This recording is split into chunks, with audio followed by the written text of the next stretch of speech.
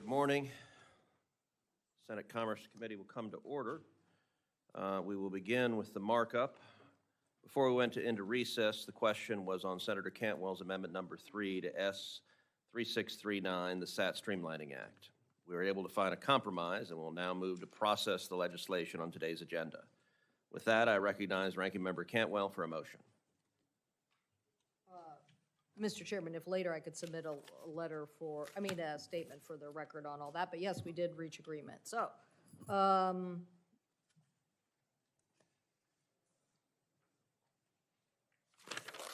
move that S 71, maybe changing on board act as amended by Blackburn, substitute as modified S 1898, Orbits Act of 2025, S 2585, MAP for Broadband Funding Act as amended by the Fisher substitute as modified, S 3199988, Lifeline Location Improvement Act of 2025 as amended by the Lujan substitute as modified and Lujan 1 as modified, S 3266 USMMA Athletics Act of 2025 as amended by the Wicker substitute, S 3468 National Programmable Cloud Laboratories Network Act of 2025 as amended by Young 1, S 3639 SAT Streamlining Act as amended by the Cruz-Cantwell substitute as modified, and S 3700 FAA SMS Compliance Review Act of 2026 as amended by the Cantwell substitute as modified be favorably reported.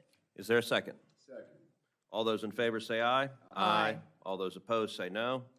The motion is agreed to, and the bills are ordered to be reported favorably. I recognize Ranking Member Cantwell for another motion.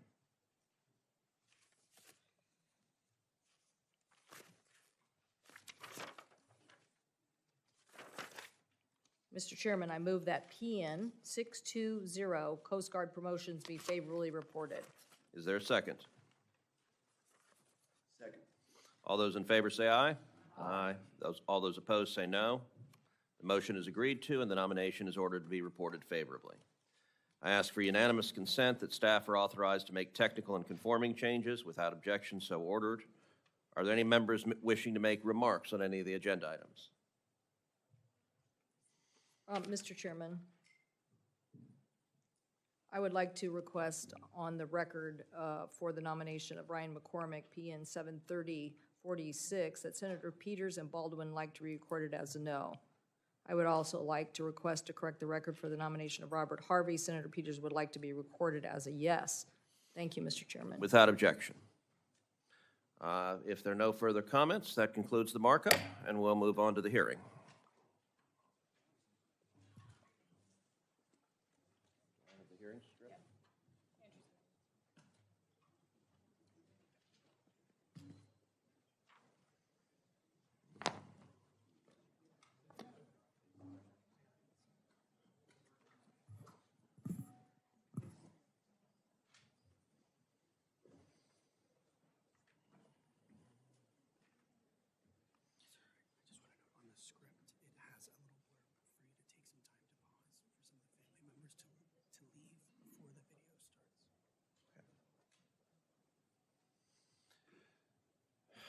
Good morning.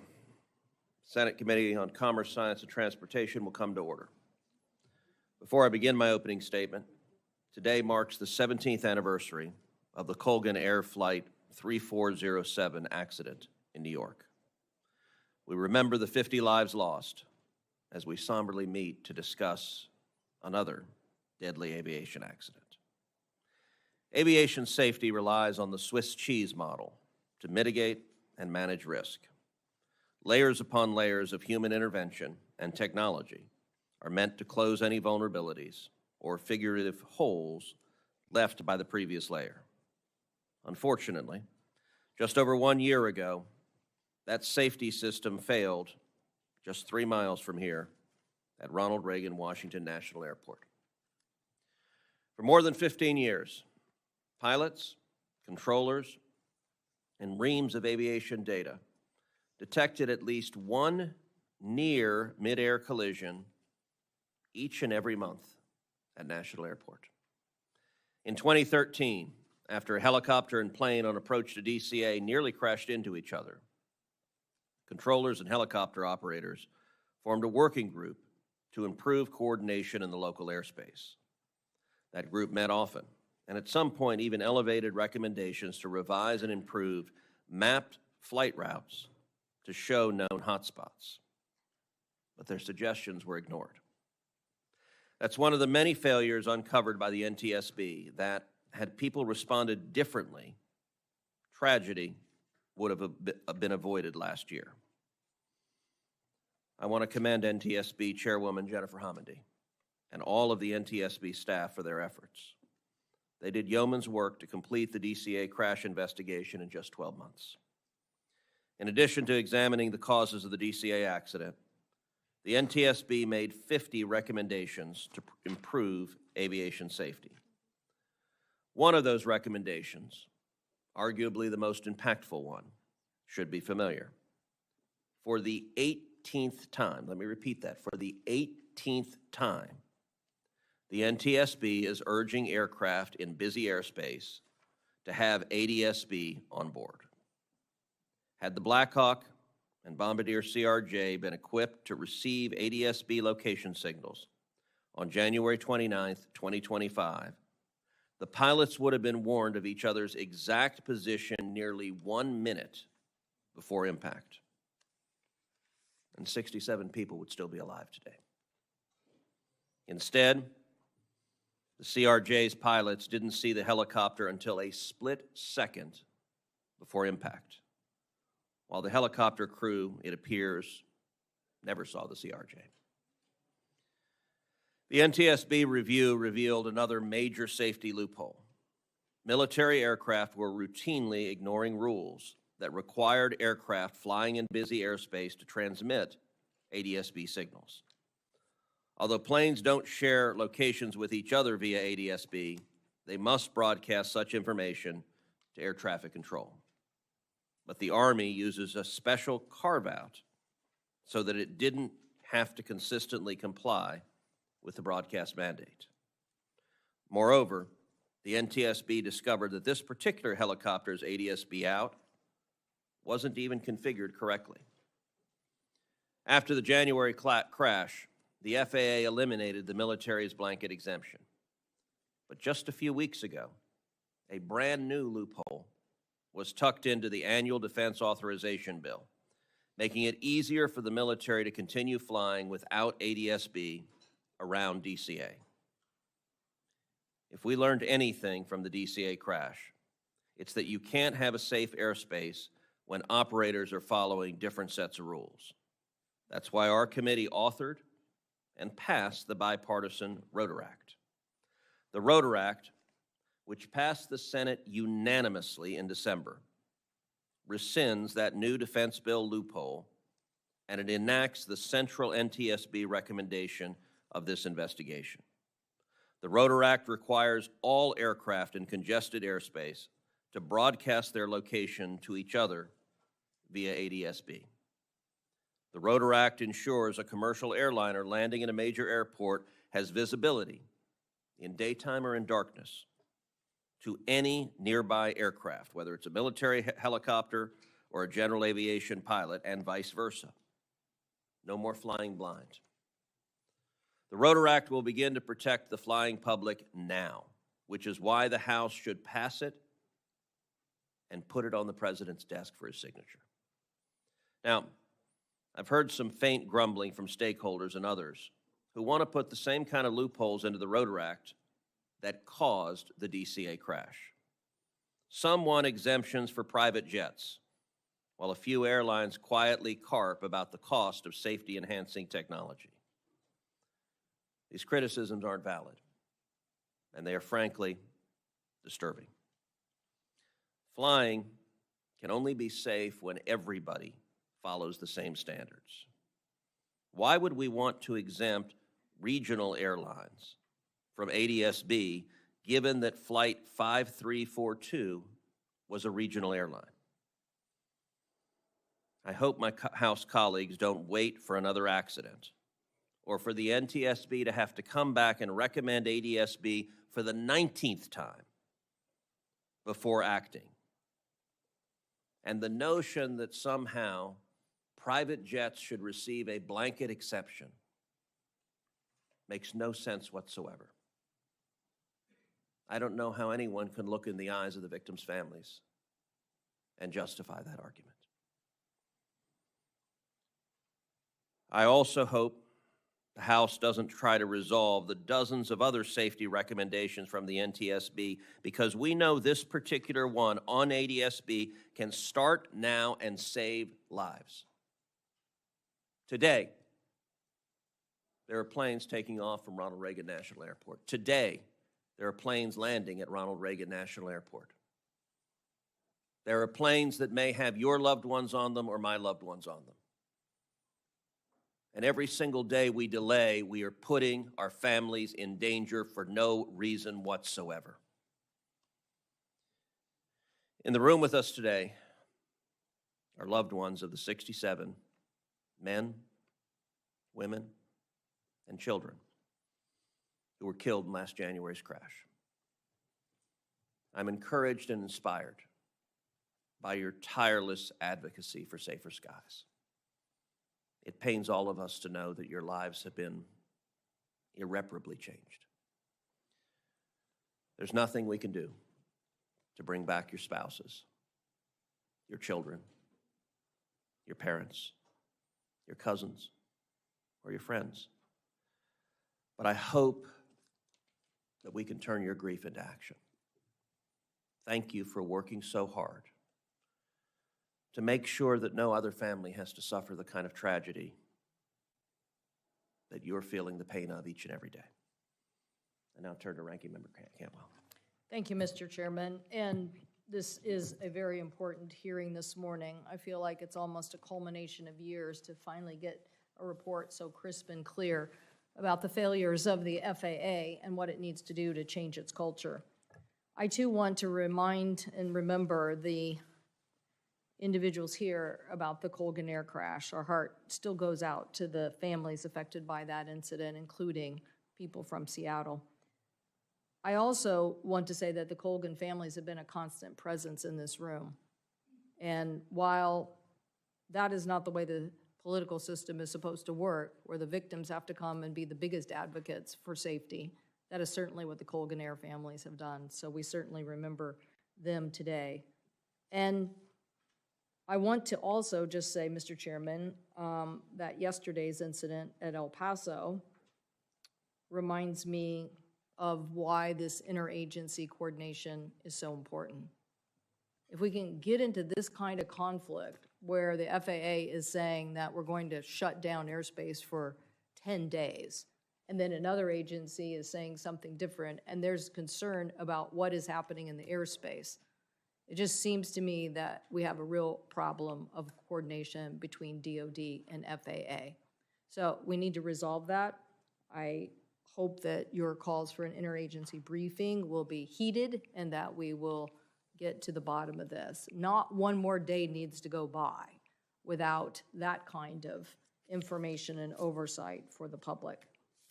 But we are here today to thank Chair Hamady and the NTSB and to thank them for their recommendations and findings after a thorough, long investigation into the tragic crash in DCA last year.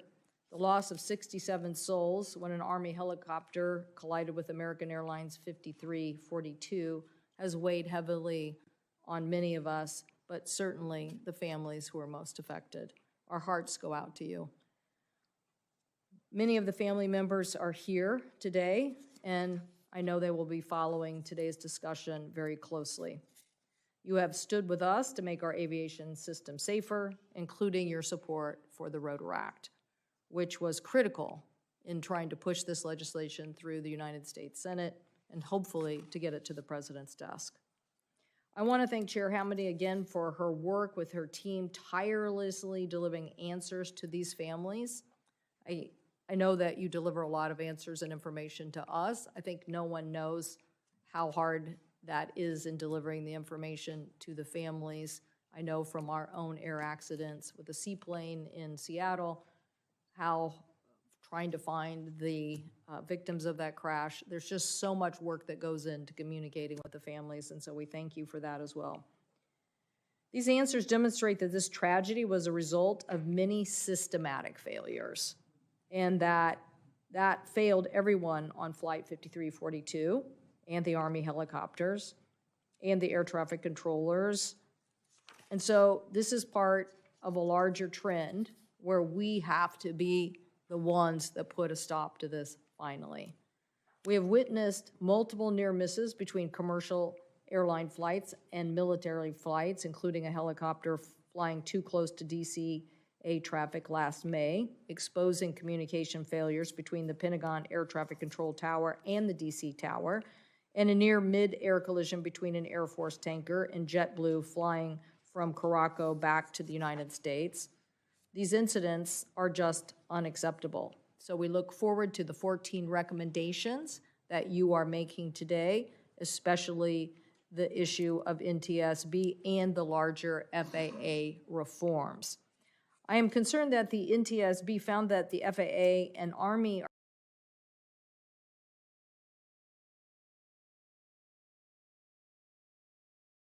how can a congested airspace rely on see and avoid?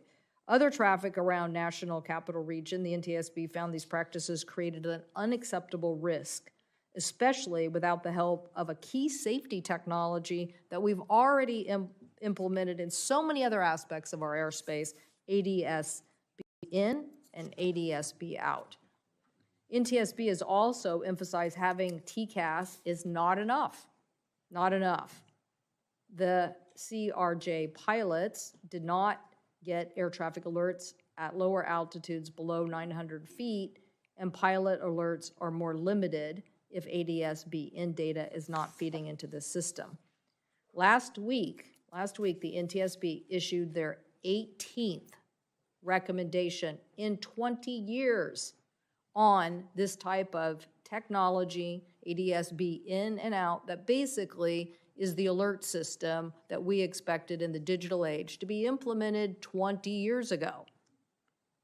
So recommending that all aircraft are required to fly in a controlled airspace with this to ensure pilots have real-time awareness and traffic alerts both in the air and on the ground is just the last piece of an aviation safety system safeguard that has been recommended for years.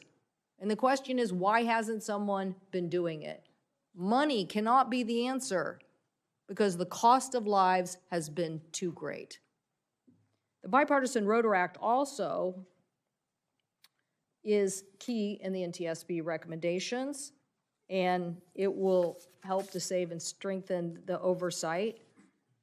NTSB reinforced that the FAA and Army had access to safety data in years leading up to the crash that warned of heightened risk of mid-air collisions in DC, but the FAA failed to act on that, as did the Army. So NTSB's investigation of the DCA collision and the Air Alaska door plug accident showed that the FAA's safety management system has been superficial at best. While the FAA has mandated SMS, a safety management system, which means when you have a safety problem, you have to stop and fix it. That's all that safety management system means. It means you have to stop and fix it. It means don't keep going on production, don't keep going on your system until you fix the safety risk. But if you don't have a real SMS, then it really doesn't stop to fix the safety concerns. That is why the legislation we passed this morning is a start. We will hear from experts about why the FAA needs to do this, similar to the expert witnesses that provided us so much information about the MAX crashes. With the committee's vote on this today, I think we are one step closer. And we certainly know that controllers who voiced safety concerns about helicopter routes and stressful controller workloads were also ignored by FAA managers. So we have to fix this as well. Mr. Chairman, I stand ready to work with you on getting the Rotor Act onto the President's desk. This is critical legislation that will help now, and we also have more work to do because this sequence of events and the events at El Paso show us that we have real communication issues, and we must do our oversight role. So thank you, Mr. Chairman, and I look forward to Chair Comedy's important testimony this morning. Thank you. I now recognize Chairman Moran for an opening statement. Mr. Chairman, thank you, and I join in supporting and commending your opening statement, you and the ranking member. I appreciate the demands and sentiments that you both expressed. I appreciate the way that you both have carried out this, conducting the hearings of allowing our subcommittee to take a significant role in pursuing safety measures and really directing the leadership, providing the leadership to this committee to take concrete actions to prevent other accidents from occurring in the future. We continue to mourn the losses of the victims. We express our condolences on behalf of citizens of my state. We express our condolences to the members of the family who are present here today and those who are not. We remember the heroism that was displayed on the night of January 29th at DCA at Reagan National Airport as the heroic efforts were made to find and save lives. And I commend NTSB Chair Hamady and her team for their significant and diligent work. The calls for action that have been made by the chairman and the ranking member, it seems to me that I can't remember the circumstance in which we had the factual basis to be more unified in a response than what we have with the presence of what Chair Hamady and her team have provided us.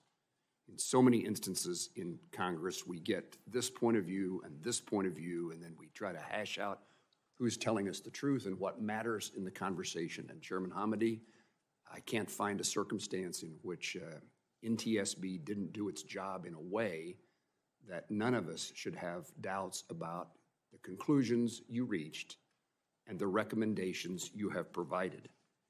There is no excuse for us not to achieve the goal of those recommendations by passing legislation, and perhaps as important, maybe even more importantly, to insist that once we pass legislation, that legislative effort is rewarded by action by the FAA and others so that it is implemented fully in a way that makes a difference. I've been in Congress enough to see the circumstances in which we often pass legislation. We issue the press release and say we've done something, but we haven't done anything until we've done something, and that means the administration, the execution of those laws have to be fully fulfilled. It's our responsibility in this committee and as members of the United States Senate to turn the conclusions of the NTSB report into action. Congress must determine what steps we need to take following those recommendations, and we need to make sure that the FAA, the Army, and all others are following those recommended and enacted safety measures. Following a year-long investigation, NTSB has affirmed, again, that passing and implementing the Rotor Act could have, and I would say would have, saved lives on January the 29th, 2025. The passage and implementation of the Rotor Act is critical to achieving the safety of our skies. I urge the House not to delay in its passage. The chairman made the point that every day that goes by creates a greater risk for others. If there's something that needs to be addressed in the Rotor Act, don't delay. Let's have the conversation and fix something if there's something missing or wrong. That doesn't mean watering it down. It means fully implementing the Rotor Act as passed, just as soon as we make certain we've got it right. Additionally, Congress must continue to provide the funding that is necessary to further modernize our aviation system, advance new technologies at the FAA. The FAA administrator was in front of us with a roundtable discussion yesterday about implementation of advanced technologies in the system. And we must continue to recruit, train, and support air traffic controllers. No steps back, moving forward, act on the recommendations, and make sure that January 29th never occurs again. Mr. Chairman, I thank you. I appreciate the opportunity I've had to work with you, Senator Cantwell, and Senator Duckworth in this regard. Thank you. Ranking Member Duckworth. Thank you, Mr. Chairman. Thank you also to Ranking Member Cantwell and to my chairman of the subcommittee. Senator Moran, who's been a joy to work with as a partner on this issue. Chair Homendy, I want to thank you and the entire team at the NTSB for carrying out your mission without fear or favor to independently investigate the DCA Midair collision. You provided FAA, DOD, Congress, and most importantly, the families of the victims of Flight 5342 clear answers explaining how this deadly crash happened. And you've given us a framework to ensure such utterly preventable tragedies never happen again. Many of the NTSB's findings from the DCA Midair collision point to issues that have persisted for years. The urgent need to address the air traffic controller shortage, the need for advanced safety technology, and the unacceptable lack of coordinated communications between the FAA and the DoD. I've repeatedly sounded the alarm on these issues, and I haven't been the only one. The NTSB found that in prior years, rank-and-file controllers working in the DCA tower sought spacing of at least 4 miles in trail, while Potomac TRACON controllers asked for a decrease in DCA's dangerous airport arrival rate. Yet FAA management failed to act on the warnings being raised by an understaffed and overworked controller workforce that was clearly struggling to manage the busiest, most congested runway in the United States. FAA's failure in the face of blaring alarm bells screaming out that it was a matter of when, not if, one of the near misses at DCA would become a deadly tragedy is, unfortunately, emblematic of a chronic crisis that's plagued FAA for years under multiple administrations, and an unacceptable culture of complacency. Chair Homendy, 826 days ago, you sat in that very chair in this very room to testify alongside FAA at a hearing I convened on addressing close calls to improve aviation safety. That day, your message could not have been clearer as you warned everyone, and I'm quoting you, "The concerning uptick in such incidents is a clear warning sign that the U.S. aviation system is sharply strained. We cannot wait until a fatal accident forces action. We must act before there is a tragedy." And your message was embraced by many in this chamber in a bipartisan way. As I recall, I opened that hearing by stating that our nation is experiencing an aviation safety crisis. Near misses are happening way too frequently, and I refuse to be complacent in waiting to act until the next runway incursion becomes a fatal collision. 826 days ago, we had that exchange. That recognition is why I fought so hard to protect the 1,500-hour rule and to stop Congress from adding more flights to DCA. Unfortunately, on that latter fight, I and the members of Virginia and Maryland delegations were soundly defeated. And as the NTSB report found, the intense traffic demand in the region forced Potomac TRACON to routinely reduce the trail spacing between aircraft, which increased the workload on DCA air traffic controllers. Tragically, the one audience that refused to hear these messages was the one entity with the authority to act, the FAA.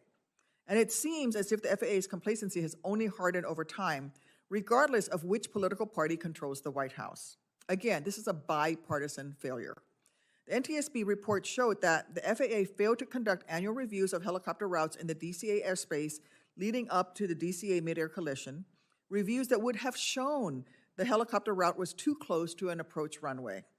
A review of helicopter routes would have also potentially prevented some of the 15,000 close calls between airplanes and helicopters in the DCA airspace that took place between October of 2021 and December of 2024.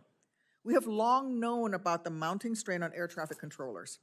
That is why I will continue to reiterate that any investment in our ATC system must be informed by and prioritize the most important asset of the ATC system, its people. The FAA needs to improve how it reviews relevant safety data on hotspots, how critical feedback from frontline controllers is funneled to decision makers, and most importantly, how to ensure enough rested, well-trained employees are at work every day with all the tools that they need. The House must also act to pass the Rotor Act so we can codify many of the NTSB's recommendations. But even if that happens, there is more work to do. Because the bottom line is that any system that repeatedly forces pilots to take emergency evasive actions to save lives is a broken system. We need to prevent the conditions that will lead to even a near miss. So I thank you again, Chairwoman Homendy. You have been a wonderful resource to this committee. I also thank the leadership of the committee, the chairman, the ranking member, and again, my partner on the subcommittee, Chairman Moran. Thank you. I yield back, Mr. Chairman. Thank you. I now want to introduce our witness, Ms. Jennifer Homendy, the chairwoman of the National Transportation Safety Board. The NTSB investigates all civilian aviation accidents and other major roadway, pipeline, rail, and marine accidents. We thank Chairwoman Homendy and the NTSB staff for their work to complete the investigation of the DC Midair collision in 1 year. Chairwoman Homendy, you're recognized for 5 minutes. Okay. Chairman Cruz, Ranking Member Cantwell, Chairman Moran, Ranking Member Duckworth, and members of the committee, thank you for the opportunity to be here today to discuss our investigation of the mid-air collision that occurred just over a year ago near Ronald Reagan Washington National Airport. As we discuss NTSB's thorough fact-finding, extensive analysis, and comprehensive safety recommendations, I want to make one thing abundantly clear. We should not be here today.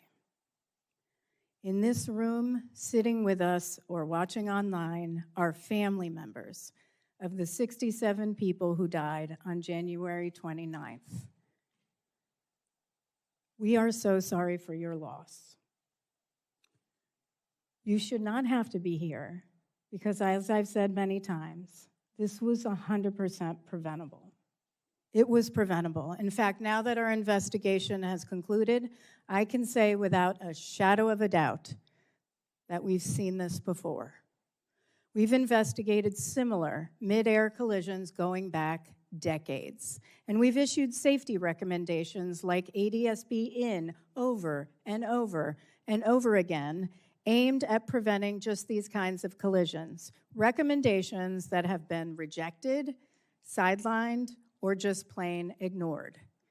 As Chairman Cruz and Congressman Onder recently wrote, last year's crash was not an isolated incident. It was the fatal result of years of unheeded warnings. Years. 57 years ago, in 1969, we investigated a mid-air collision between Allegheny Airlines Flight 853 and a small Piper Cherokee outside Shelbyville, Indiana. 83 people died. Soon after, the board held a hearing and issued 14 recommendations aimed at preventing future mid-air collisions, including our first ever recommendation for FAA to expeditiously develop and implement a collision avoidance system in all civil aircraft. For perspective, that same year, we put a man on the moon.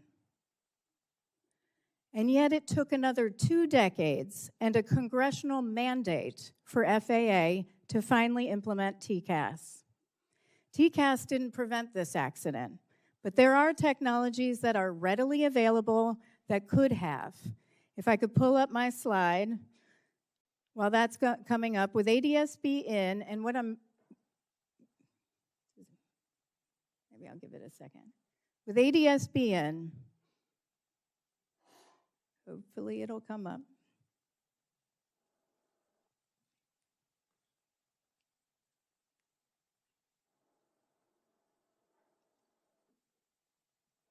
Little technical difficulties. I'll continue on, and when it comes up, I'll explain. With ADSB in... I don't do the AB. Yeah, me too. There we go. So on the left side is the PAT 25, and on the right side is Flight 5342. We did a laser scan of exemplar aircraft, and so the gray around is the structure, and then of course you see the night vision goggles on the left side. With ADSB in, the helicopter pilots would have gotten an audible alert if it was in their headset at 48 seconds prior to collision when they were over Haines Point, allowing them to take action. They never got a single alert.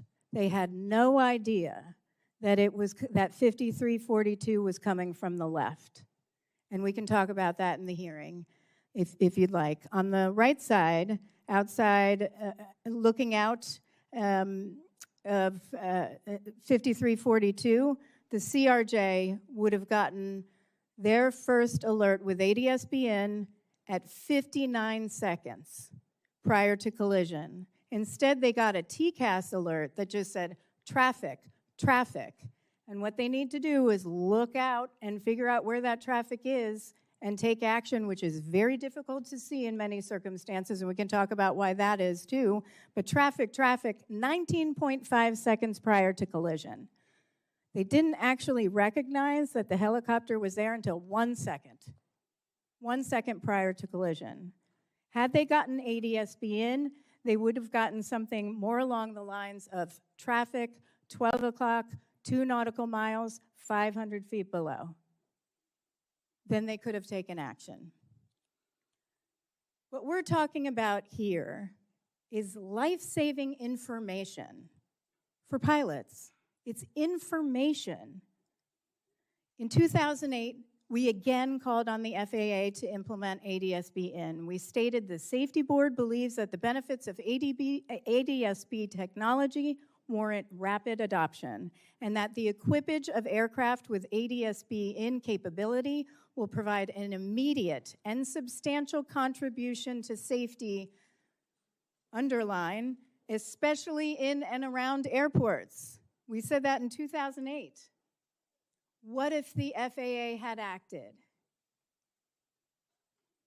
I want to be clear, though. What happened at DCA could happen anywhere in our airspace. The NTSB has for years, long before this tragedy at DCA, been sounding the alarm about the safety risks of see and avoid. Yet we continue to rely on see and avoid to separate traffic throughout the national airspace when technology is available to provide pilots with the situation awareness they need and deserve to ensure safety. See and avoid is exactly what it sounds like. A pilot has to visually acquire an approaching aircraft, recognize a collision course, decide on action, execute the control movement, and allow the aircraft to respond in a matter of seconds. Since 2008, we've investigated 211 aviation accidents and incidents resulting from a mid-air collision or loss of separation, which killed 281 people and injured 12 others. In almost half, we raised concerns with see and avoid. These include many in your home states, and I know not all the senators are here, but I'm going to pretend they are, because we investigated since 2008, where we stated our concerns, 16 in Texas, 1 in Kansas, 15 in Alaska, including the 2019 tragedy in Ketchikan, where 6 people died and 10 were injured, and I was the board member on scene, and we discussed at length in that report the lack of ADSB-in requirements for Part 135.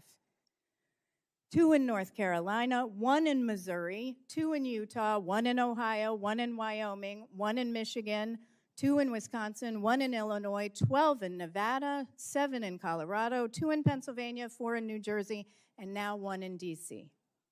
The fact is, our aviation system is the safest in the world for a reason. Thanks to the work of you all, the work of the entire Congress, our work at NTSB, the work of our partners at FAA, redundancy has been built into the system to prevent catastrophe.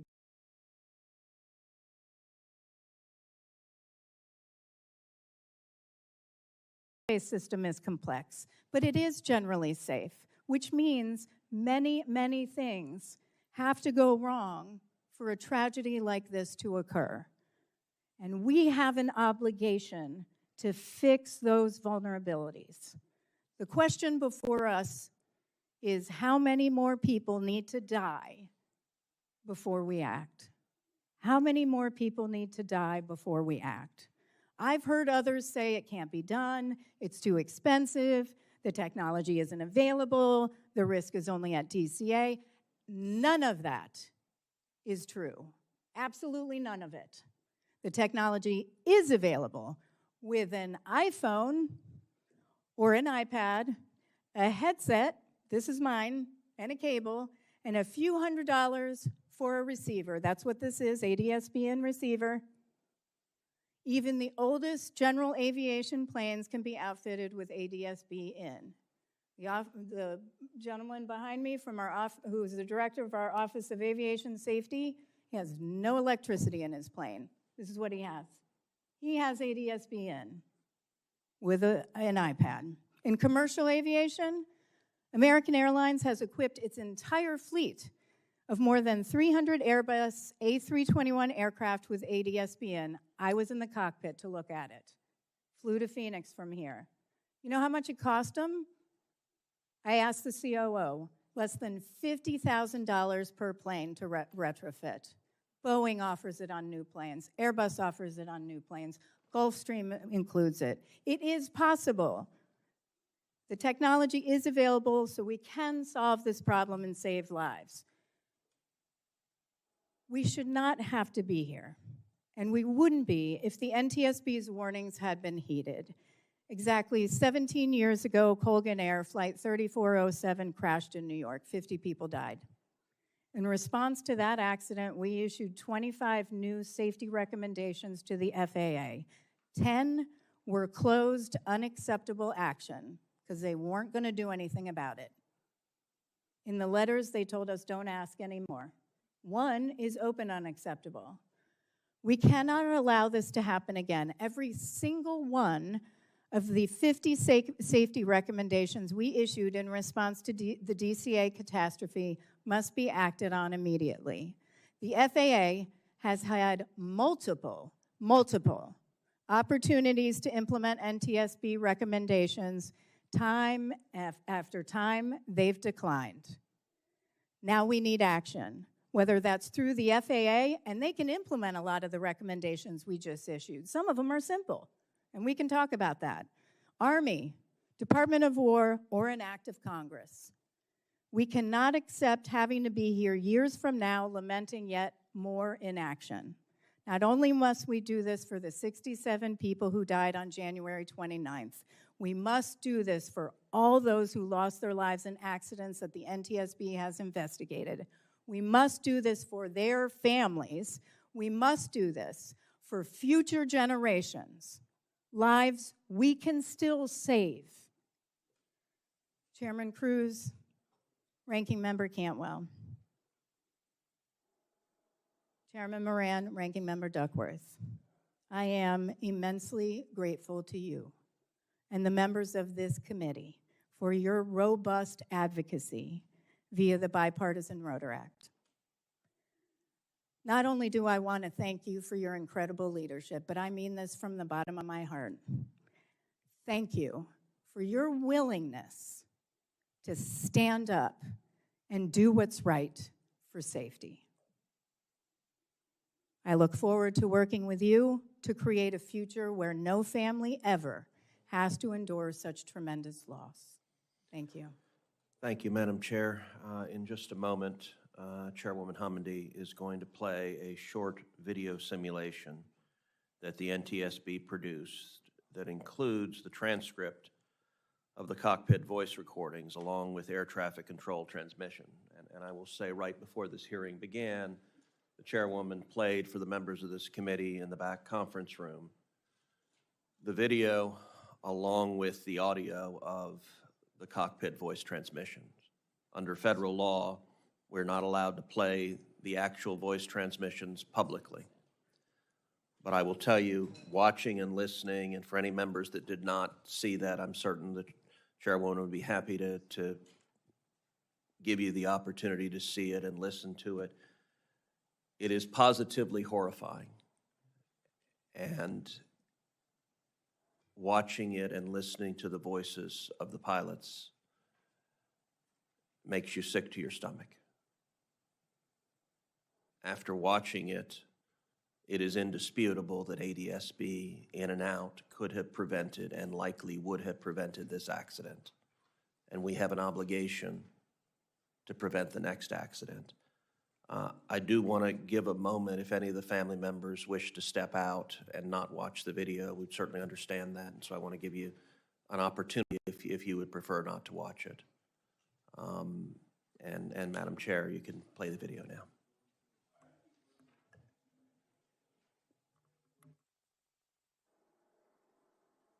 This animation presents a simulated view from the right seat of the helicopter. A dark gray structural mask generated from a three-dimensional laser scan of an exemplar aircraft is overlaid on the scene. A light gray mask depicts the mounting structure of the night vision goggles positioned for the instructor pilot looking straight ahead. The green tint mimics a green phosphor visual effect, but the actual behavior of the night vision goggles has not been simulated. Crew communications transcribed from the cockpit voice recorder are shown as text at lower left. Audio recordings of air traffic control communications on the helicopter frequency are synchronized with the animation, with corresponding transcript text displayed in the center. Radio interference blocked some transmissions from the local controller and other helicopters. Transmissions that were blocked are indicated by striking through words in the transcript. A moving map depicting the locations of PAT 25 and Flight 5342 and synchronized with the view from the cockpit will be shown at lower right. Jet 789, 1 star 32015, gust 25, traffic 2 out, no delay, runway 1, clear for takeoff. Flight check 1, landing is airport 1. Flight check 1, roger for exchange for good night. 25 Memorial. Pad 25, roger.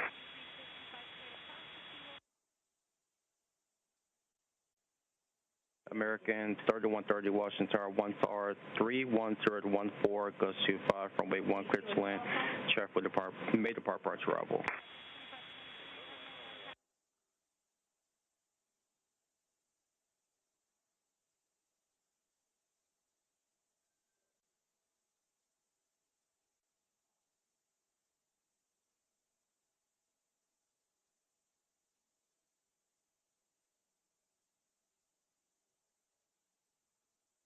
Jet 789, concept on Barge, good day.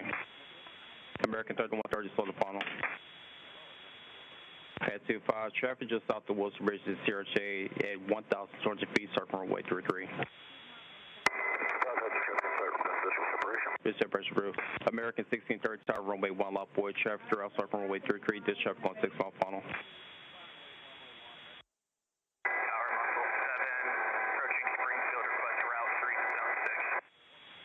Standby.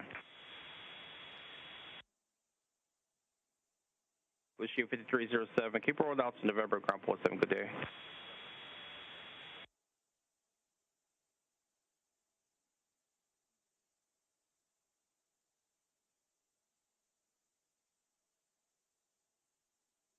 Tower, good evening. Air Care 1 with you. Single medevac. American 1630, 1 star 32014, gust 25, traffic 2 mile left base, runway 33, no delay, runway 1 clear for immediate takeoff.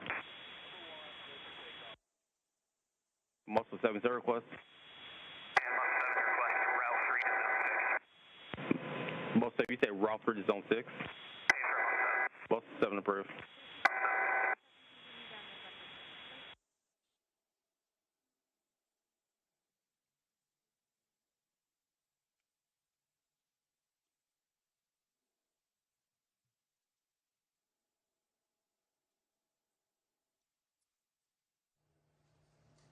So I think it stopped here because it says 47 seconds, but at 48 seconds, the helicopter crew they did have ADSB in on an iPad that was strapped to their thigh, but they also had NVGs on, and it was a high, night vision goggles on, and it was a high workload environment. And so they didn't look down, you don't look down constantly in this airspace with NVGs on it would be very difficult.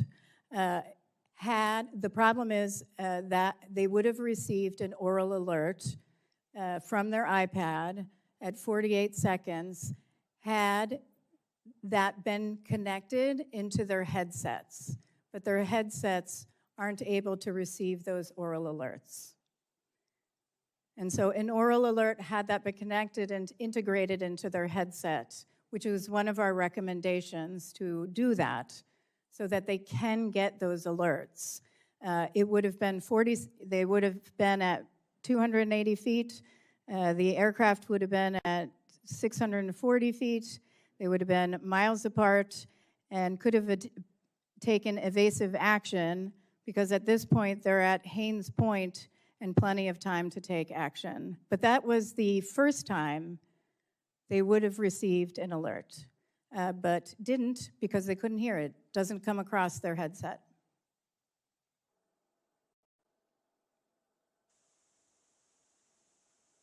National Tower, good evening. Air Care 1's with you. Single medevac helicopter 1,000 feet, 29901 on the altimeter.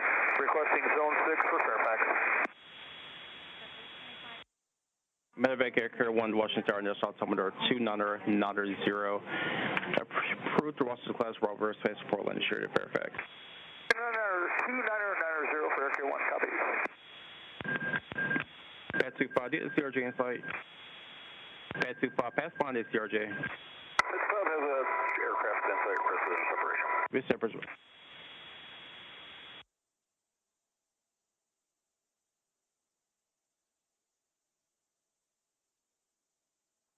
American 472, Washington Tower, 1 star, 32017.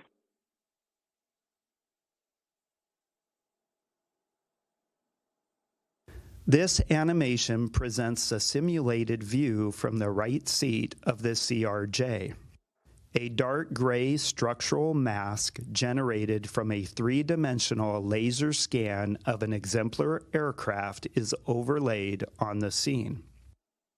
Crew communications transcribed from the cockpit voice recorder are shown as text at lower left. Audio recordings of air traffic control communications on the airplane frequency are synchronized with the animation, with corresponding transcript text displayed at lower right. A moving map depicting the locations of both aircraft synchronized with the view from the cockpit is shown at upper left. Jet 789, 1 star, 32015, gust 25, traffic 2 out, no delay, runway 1, clear for takeoff. Clear takeoff, runway 1, no delay, Jet 789. Flight Jet 1, roger for exchange for good night. Pad 25, roger. Washington Tower, American 3130 with you, runway 1. American 3130, Washington Tower, 1 star, 31014, gust 25, runway 1, clear to land, traffic will depart, may depart prior to arrival. Okay, clear to land, runway 1, American 3130.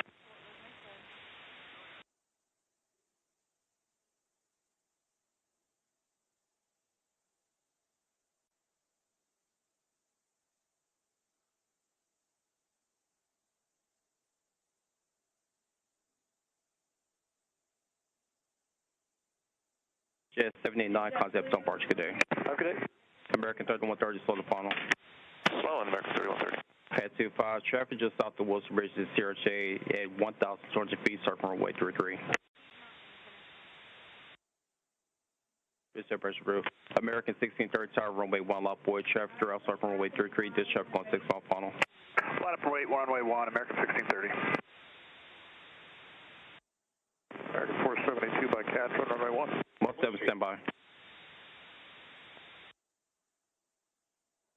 Wish you 5307. Keep rolling out to November, ground port 7. Good day. November 307.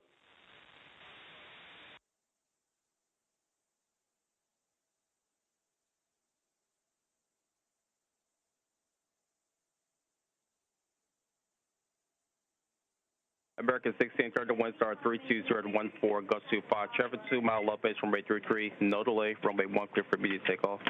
Number 1, cleared for takeoff, American 1630. Muscle 70 request. At 59 seconds, this is where Flight 5342, had they had ADSB in, would have gotten their first alert. That would have been their first alert had there been ADSB in. And I know there's been statements made, but the helicopter wasn't transmitting ADSB out. Even if this aircraft had ADS-B in, it wouldn't have mattered. Because at DCA, you have something called TSB.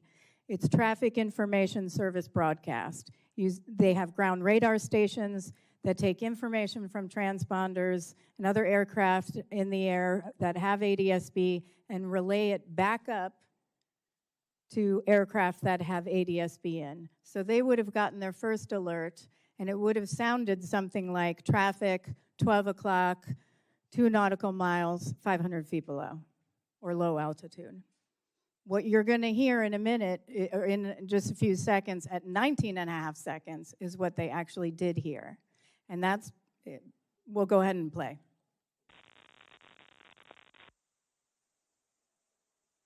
Most of you say route through to zone 6. Most 7 approved.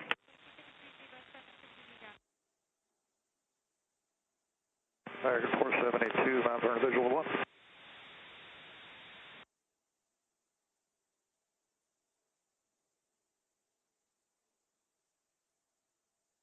Medevac Air Carrier 1 Washington Star National Altimeter 290, approved through Washington class Robert Space Portland, Sheridan, Fairfax.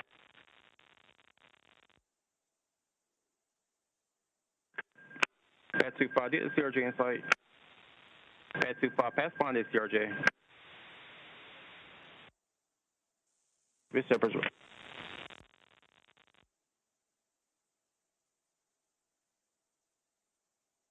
American 4782 by Bass, Mount Vernon visual.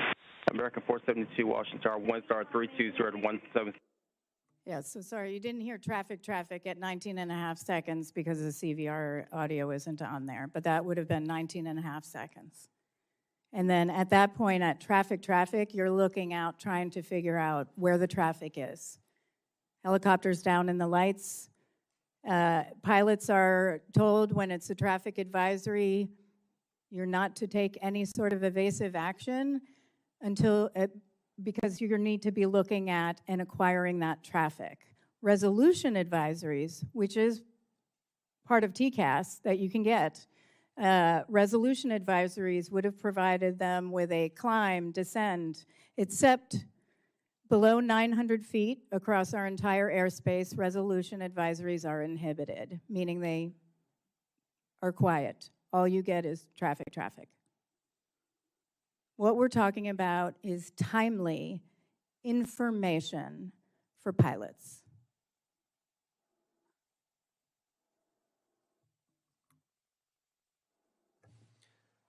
Thank you, Madam Chair. The NTSB conducted a thorough investigation into this accident.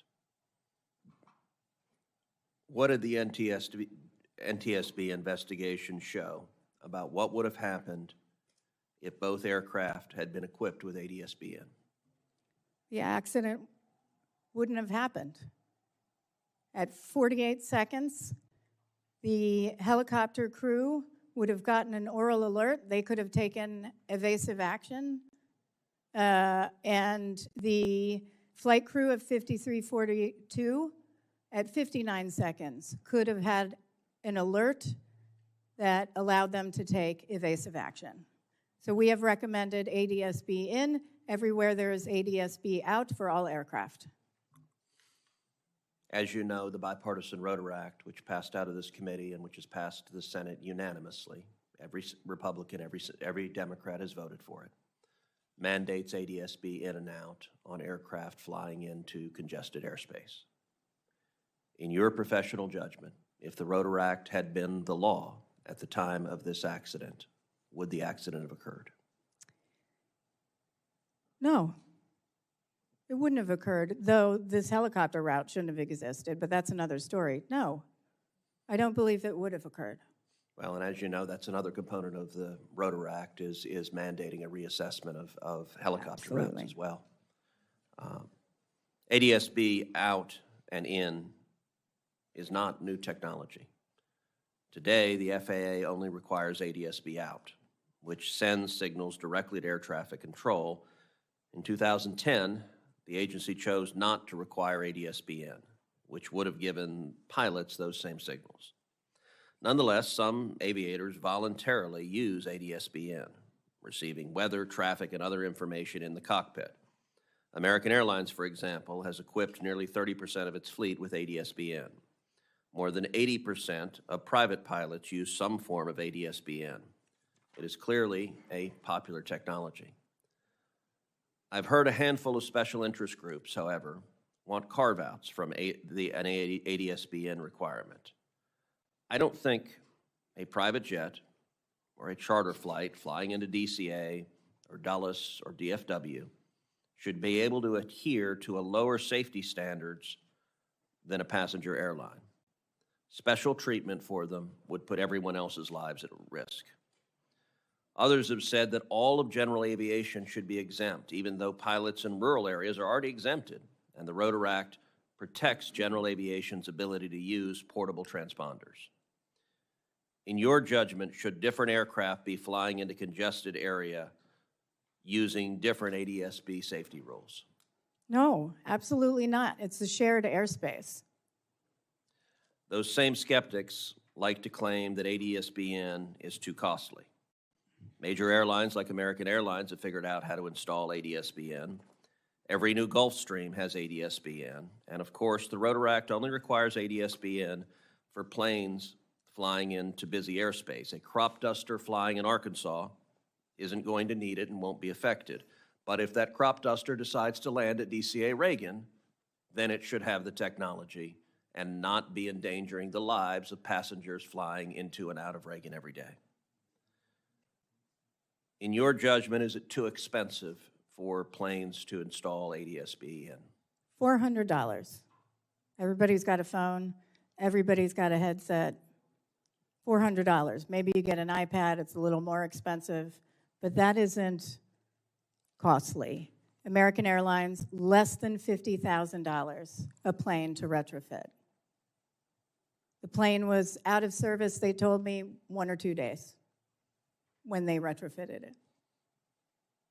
Each plane. So I want you to repeat that, because one of the concerns people are raising is this is some onerous government mandate.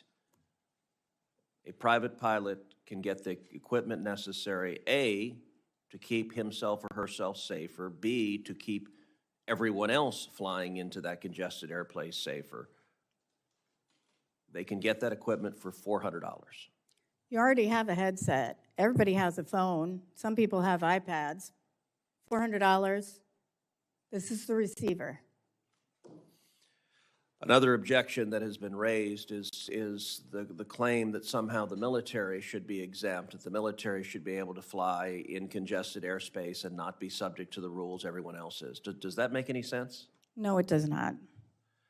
Well, 100 members of the United States Senate agree with you.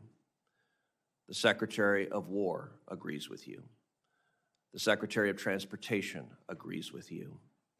And I am hopeful that within the next 2 weeks, the House of Representatives will put the Rotor Act on the floor, will pass it, and will put it on President Trump's desk for signature.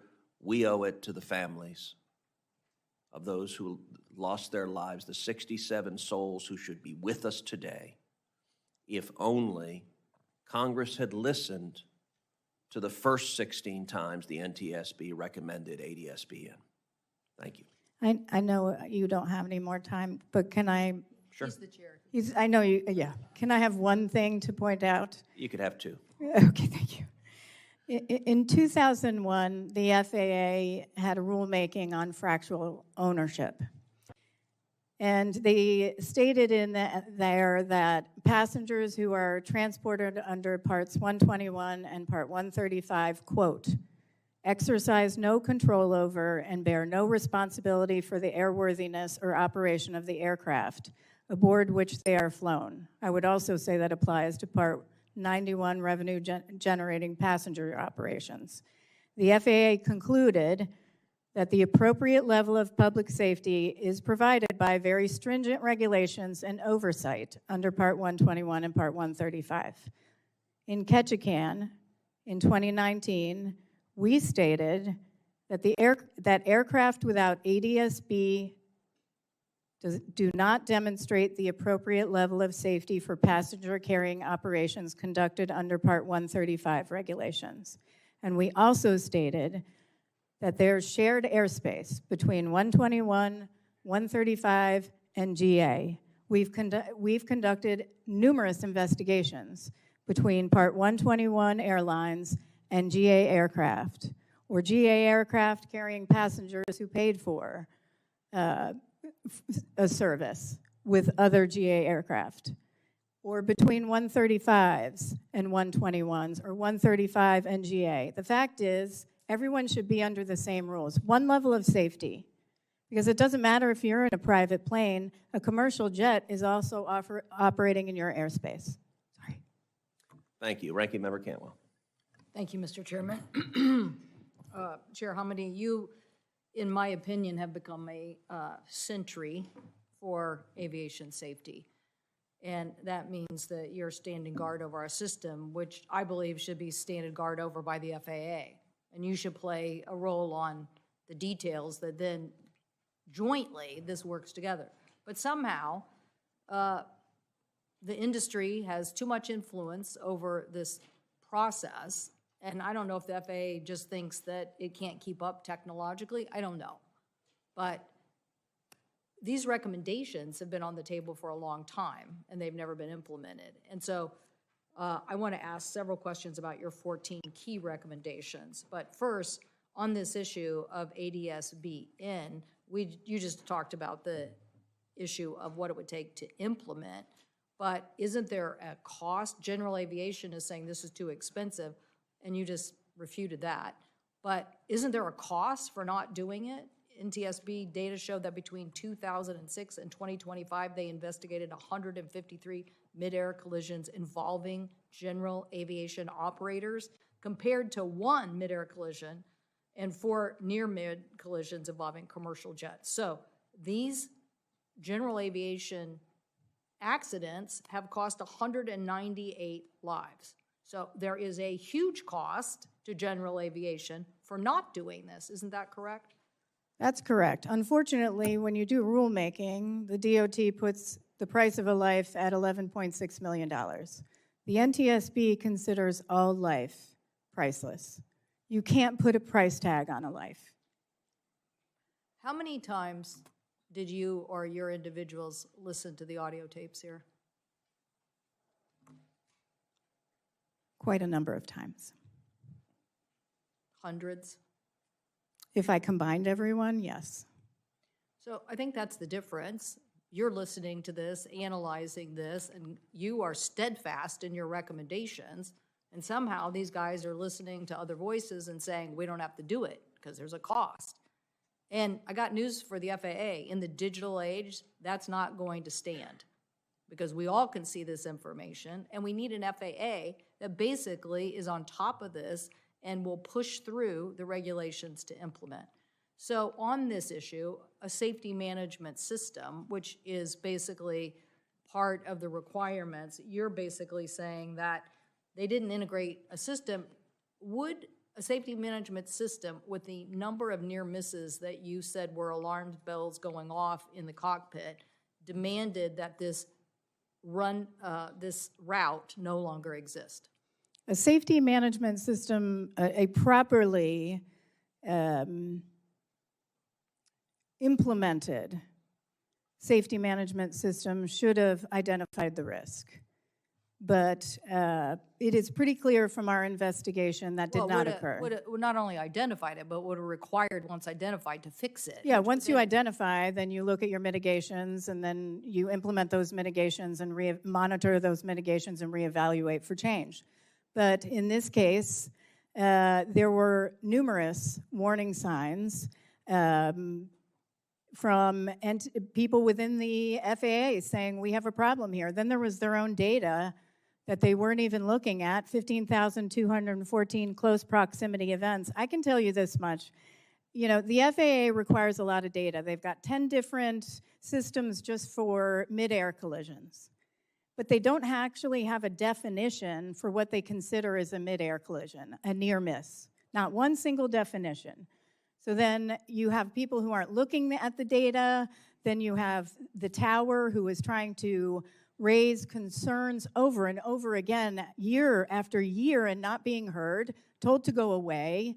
And I have to tell you, this same scenario that occurred on January 29th also occurred in 2013 between a military aircraft and a private commercial jet. It was averted, same thing happened. So we need an aggressive FAA in this air traffic control office and safety office on aviation safety to actually collect data, report on data, and my guess is we're going to have to get some of this data and review it and require hearings, because otherwise this job isn't getting done, it appears to be. Yep. So if you would just comment on San Antonio, El Paso for us about this newest event. I don't know a lot. I don't know anything Okay. about El Paso other than what I read. It's not something that we handle. However, you know, from what little I know, I will say there has been miscommunication or no communication between at least the Army and FAA for years. Now, the Army, the 12th Battalion participated in the helicopter working group, but in general, having conversations.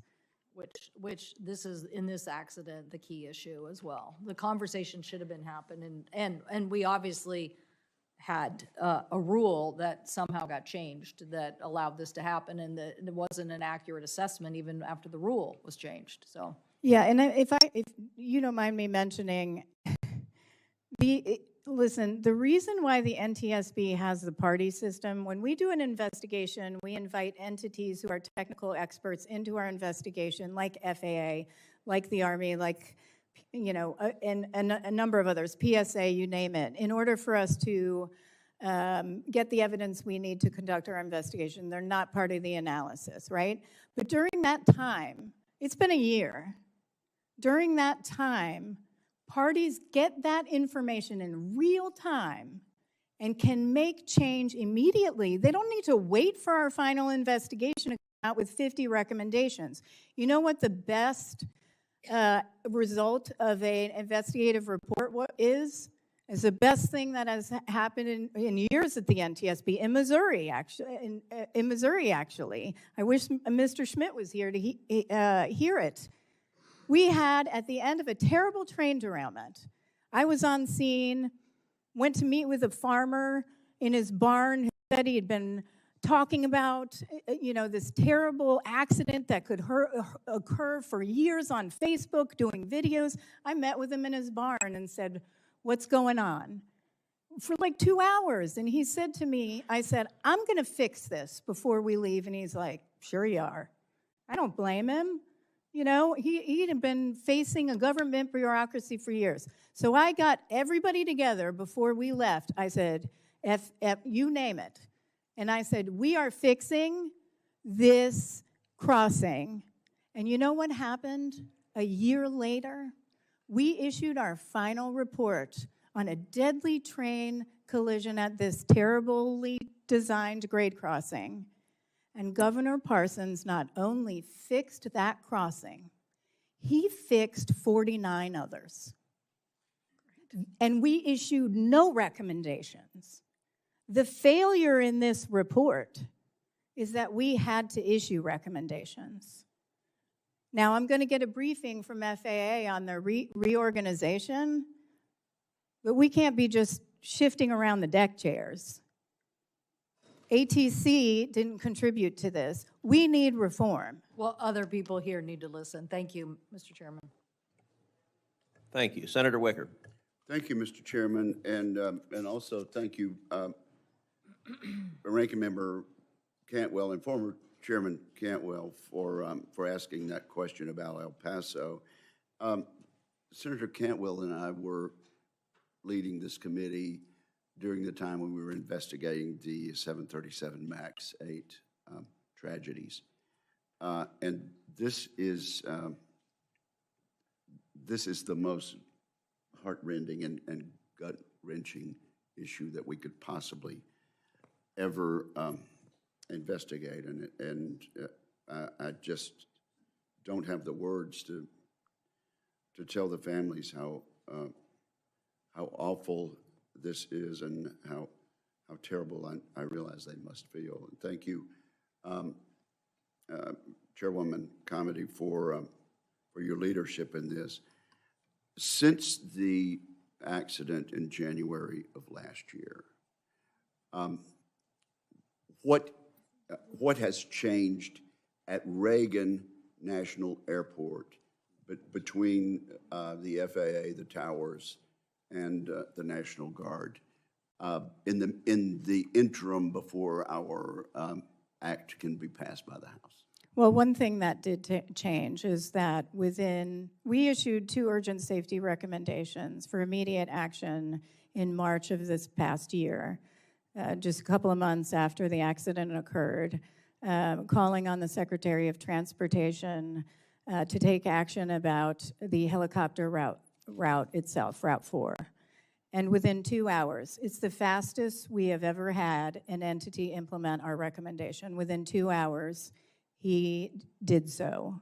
He prohibited mixed traffic between Haynes Point and Wilson Bridge, which is now in an interim final rule before him, but he's continued that prohibition on mixed traffic and has required ADSB out in the airspace.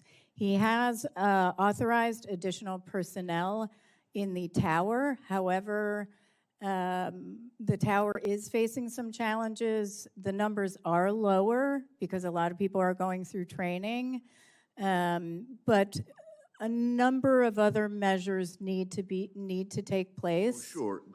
But he's done a great job. I understand that, but things have been done within weeks of this accident based on your recommendations. Yes, and I have to say, this was his first day on the job. Right, yes. It was his first day on the job. This will forever stay with him, which is why he is so committed to aviation safety, and he's been an excellent partner on this with us. Now, when you speak to skeptical members of the other body, is it the cost to general aviation that they mention as the only reason they're skeptical about the bill? What other reasons do they give for not readily passing what's been passed unanimously over here? I've heard a number of things. I've heard cost. I've heard aircraft. That would be the cost to the general aviation owners? I've heard for everybody. Cost for general aviation, 135, 121, regional airlines, major airlines. I've heard difficulty in retrofitting, planes being out of service. I've heard privacy concerns. I've heard, and I'm sure Senator Budd is going to raise this, I've heard concerns about tracking aircraft with ADSB out, where some airports and third-party entities are tracking aircraft, especially GA aircraft, to charge them landing and ramp fees, which is something you all can address. Those are the main issues I've heard about. Let me ask you this. On the headsets, it just strikes me as so inconceivable that this helicopter had the ADSB, but the 2 pilots could not hear it on their headsets. Why was that, and how readily could that be fixed? So it can be fixed.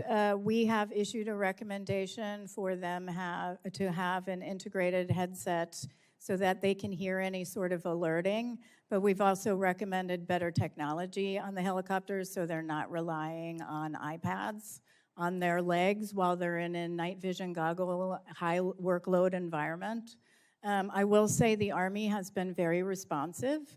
They have completely replaced their helicopters at the 12th Battalion from the old Lima models to the new Mike models, and they have stated they're going to implement that technology. They're still working on the headset issue and haven't quite committed to that, but implement better technology for ADSB in and out.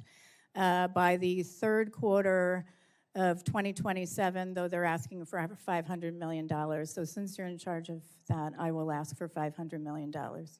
And if the chair will indulge me, should the House pass this bill that has now passed unanimously in the Senate, should they pass it next week, how soon could it be implemented? I think certain measures can be implemented immediately. Some measures will take a little bit of time.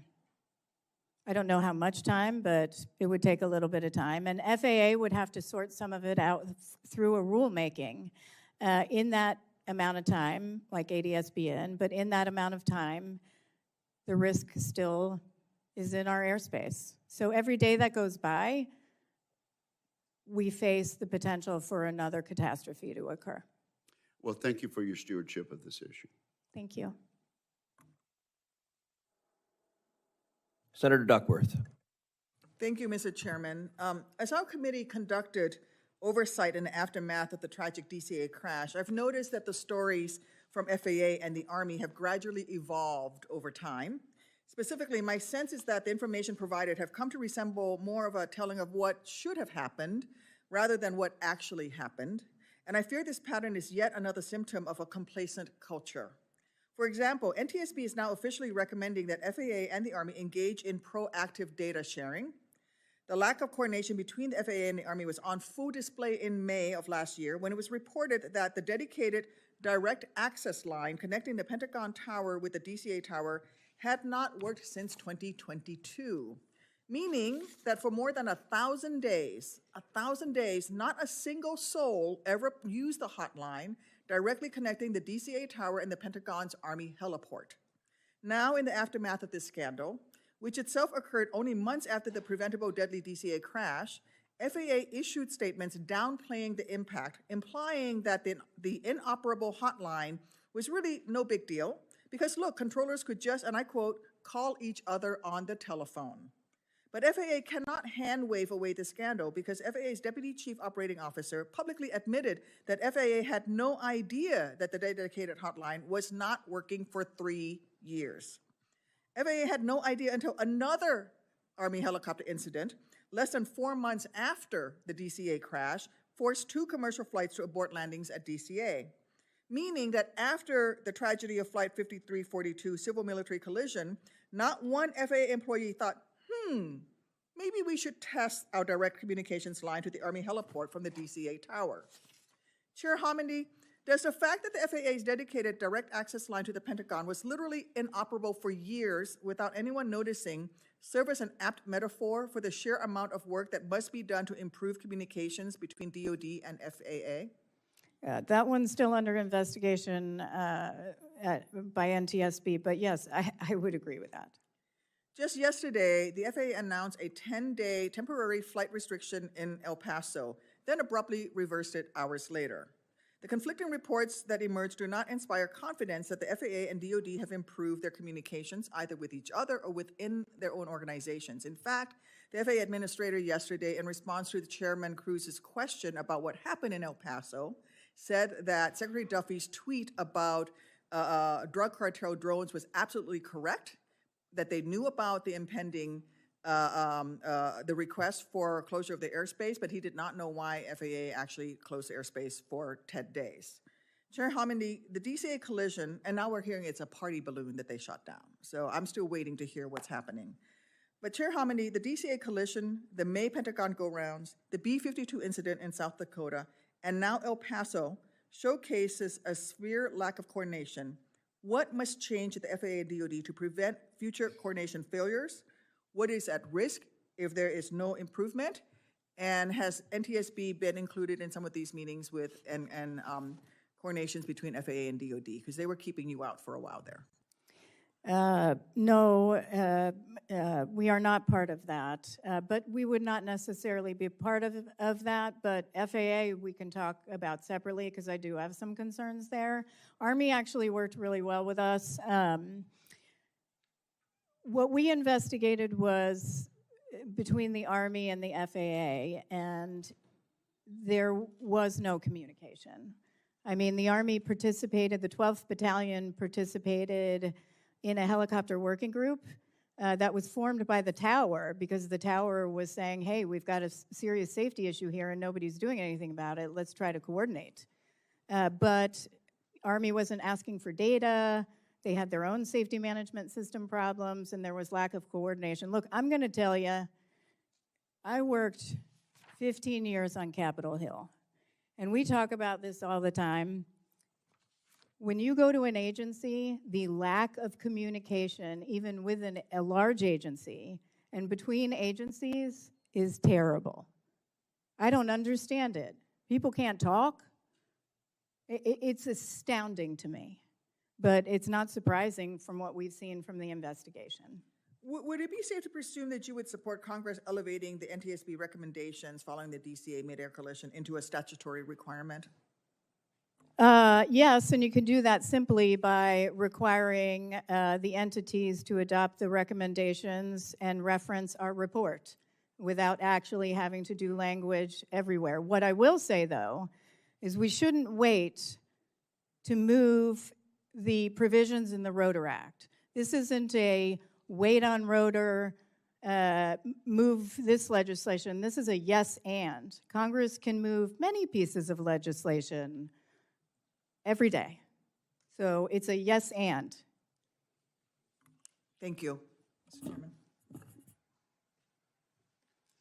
Thank you. Senator Moran.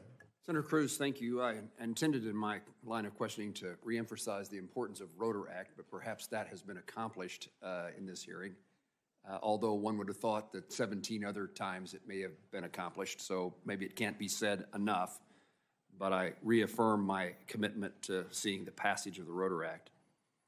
A bit along the lines of Senator Duckworth about, and you talked about communication. One of the things, and I don't have any of the details in front of me, so you'll have to refresh my memory, but the number of near misses you mentioned in your opening statement that were reported at DCA in regard to potential collisions, but you also in an earlier testimony or in our conversations talked about the number of times that somebody at DCA reported a problem that they thought needed to be fixed, but it never worked its way up the chain of command.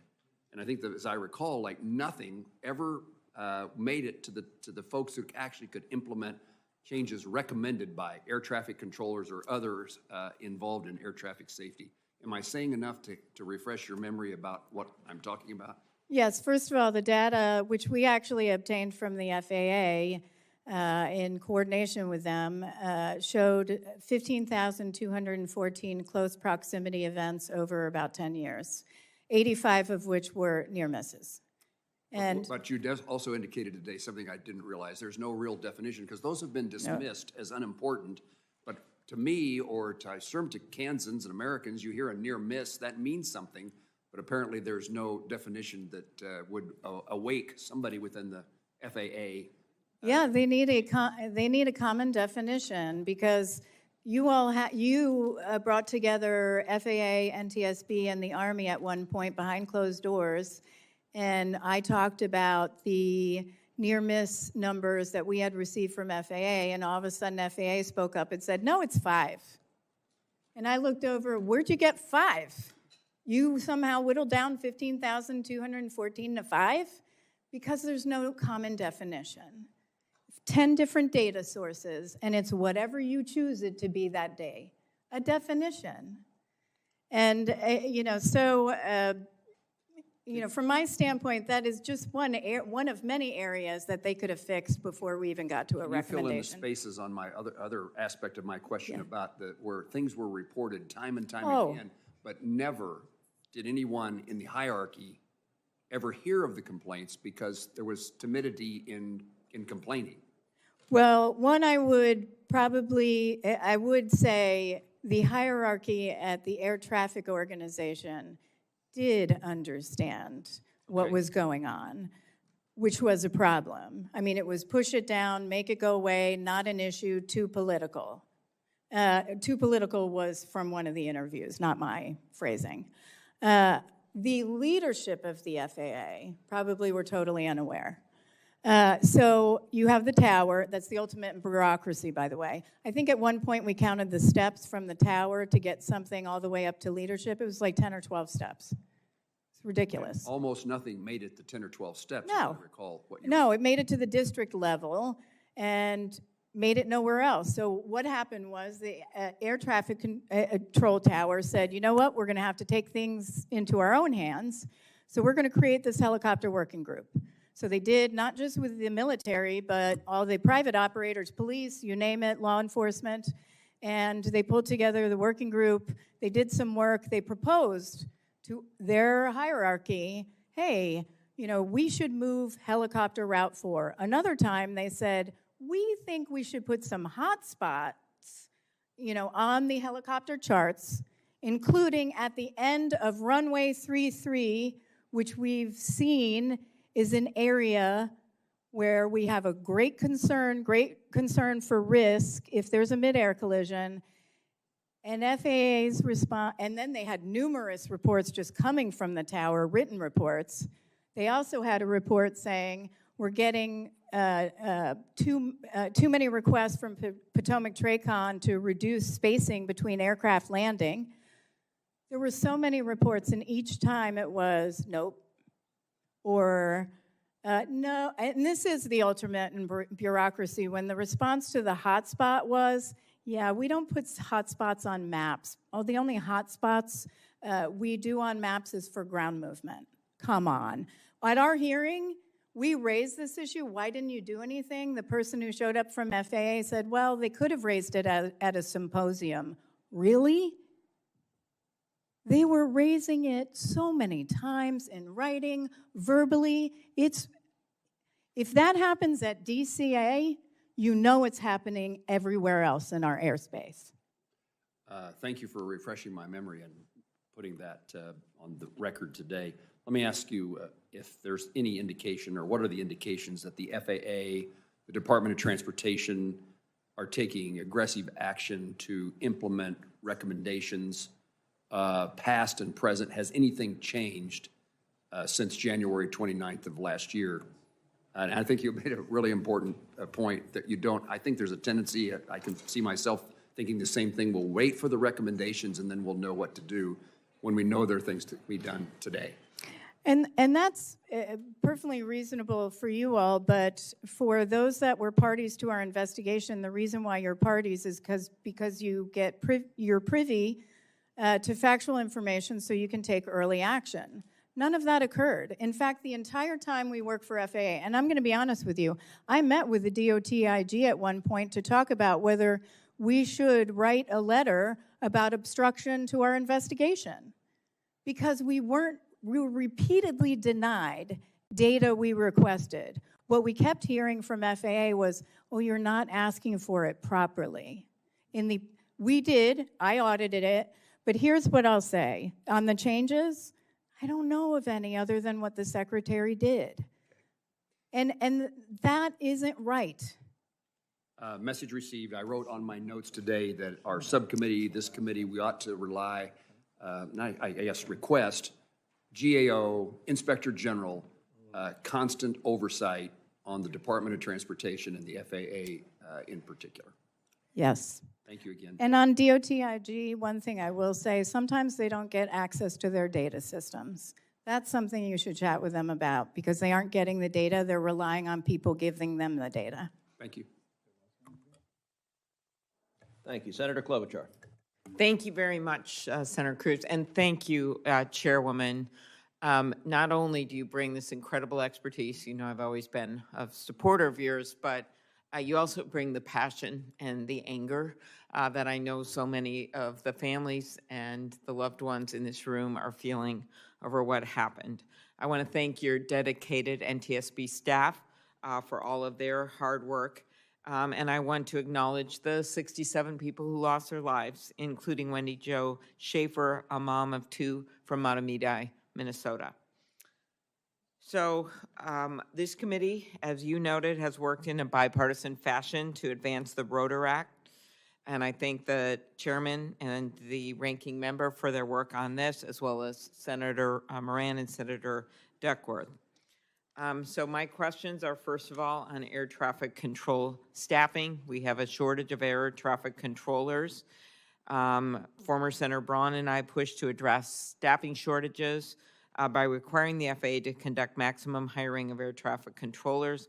While the number of the staff at the time in the tower, as you've noted in the report, was adequate and in accordance with FAA directives, the facility was staffed below its target level. How can lower staffing levels impact controller performance and awareness? Has the FAA increased staffing at DCA to mitigate some of the issues raised today? So it impacts staff. We didn't find a concern with staffing on that day, as you noted, but it does impact safety because it impacts their workload. In this case, you can see 2 people should have been on position, one on helicopter control, one on local control. And what happened was the local controller was doing 2 jobs. People were in the tower and on staff and available, but he was forced to do 2 jobs and handling between 7 and 12 aircraft. What I will say as far as staffing today, there are staffing challenges, and that is a significant impact on safety. They are authorized at DCA to have pretty high numbers, but they're not at those numbers. On January 6th, right before our board meeting, we checked the numbers at DCA. There's authorized numbers, but then you have to ask any day what's operational. Who's out, who's on medical leave, who's on military leave. It was lower than it was on January 29th. Okay, thank you. The NTSB report showed that the flight path for helicopter Route 4 comes within 75 feet of the approach to runway 33, and that video was chilling to watch. Are there any circumstances in which 75 feet of vertical separation is safe? Absolutely not. Not safe anywhere in our airspace. The FAA is required to annually review these helicopter flight routes. Who was tasked with reviewing helicopter routes, and why hadn't this risk been identified previously? I'm only laughing a little bit because it's so sad, because the DCA has existed since 1940s. Runway 33, 1940s. Traffic certainly has changed, but helicopter Route 4 has been there since 1986. FAA is required to do an annual review of those routes. Not a single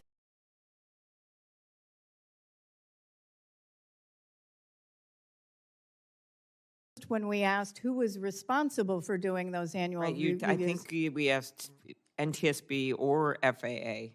Have they been able to identify who has that role? They did finally tell us who it was. It was like a terminal operations director, but nobody knows who specifically that is. And do you know if they've changed this now? No, I do not. Okay, well, that's a good question for us to ask.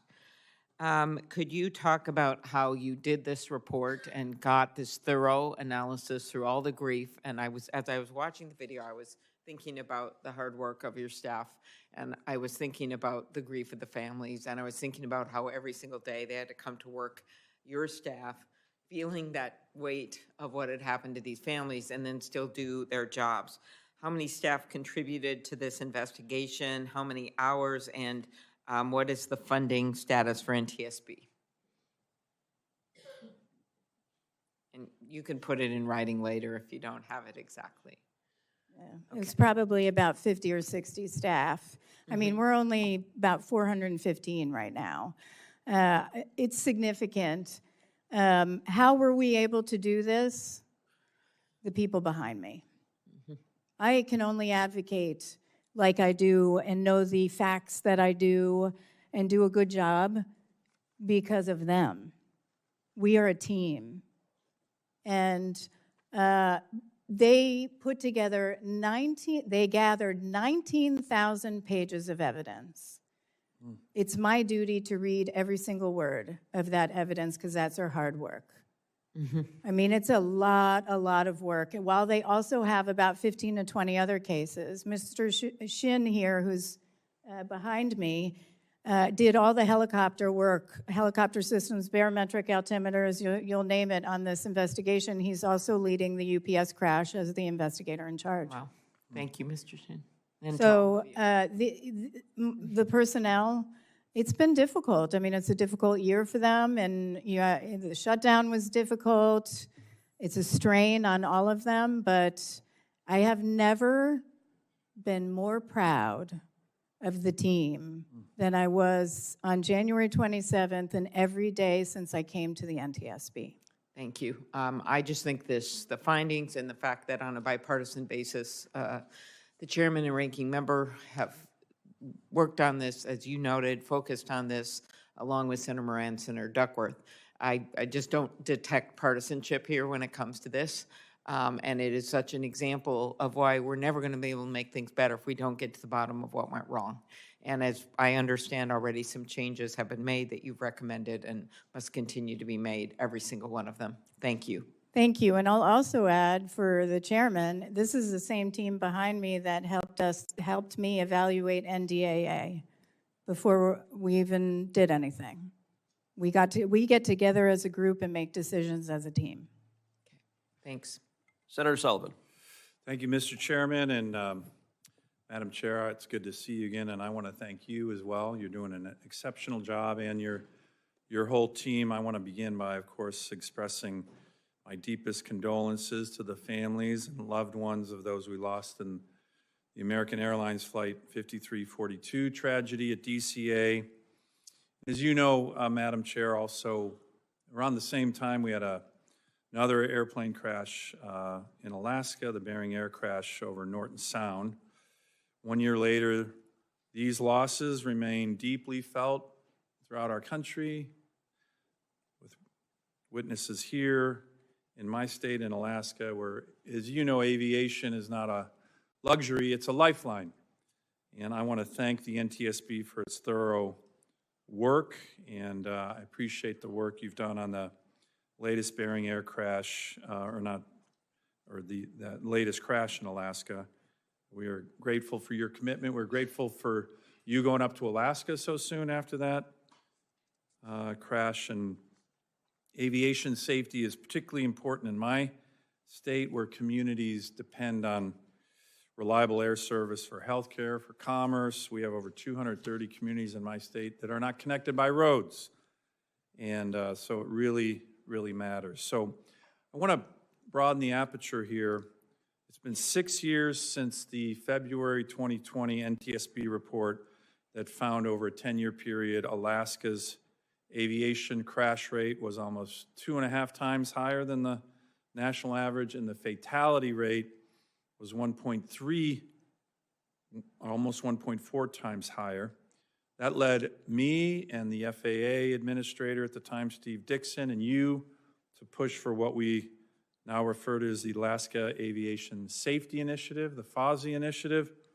I was able to get that initiative codified in the FAA Reauthorization Act of 2024, ensuring that it would be in law, with the goal that we would reduce fatal aviation accidents in Alaska by 90% by 2033, require the FAA to improve maintenance and reliability of weather equipment, and to reauthorize $25 million at a minimum annually through 2028 to carry out this work. We've made significant progress on that. As you know, the Working Families Tax Cuts Act had a huge investment in aviation safety, ATC reform. A lot of that, about $180 million so far, is going to Alaska. So given the substantial work and funding we've had since 2020 in the NTSB report, would you agree with me that it's time to take a more comprehensive look at where we are with the state of aviation safety in Alaska? And can I get your commitment to work with me on this? Yes, in fact, I will offer, if you'd like, we'll come back to Alaska and would certainly welcome having a robust conversation with you and others about aviation safety and your needs, which are very unique. Good. Well, I appreciate that. Mr.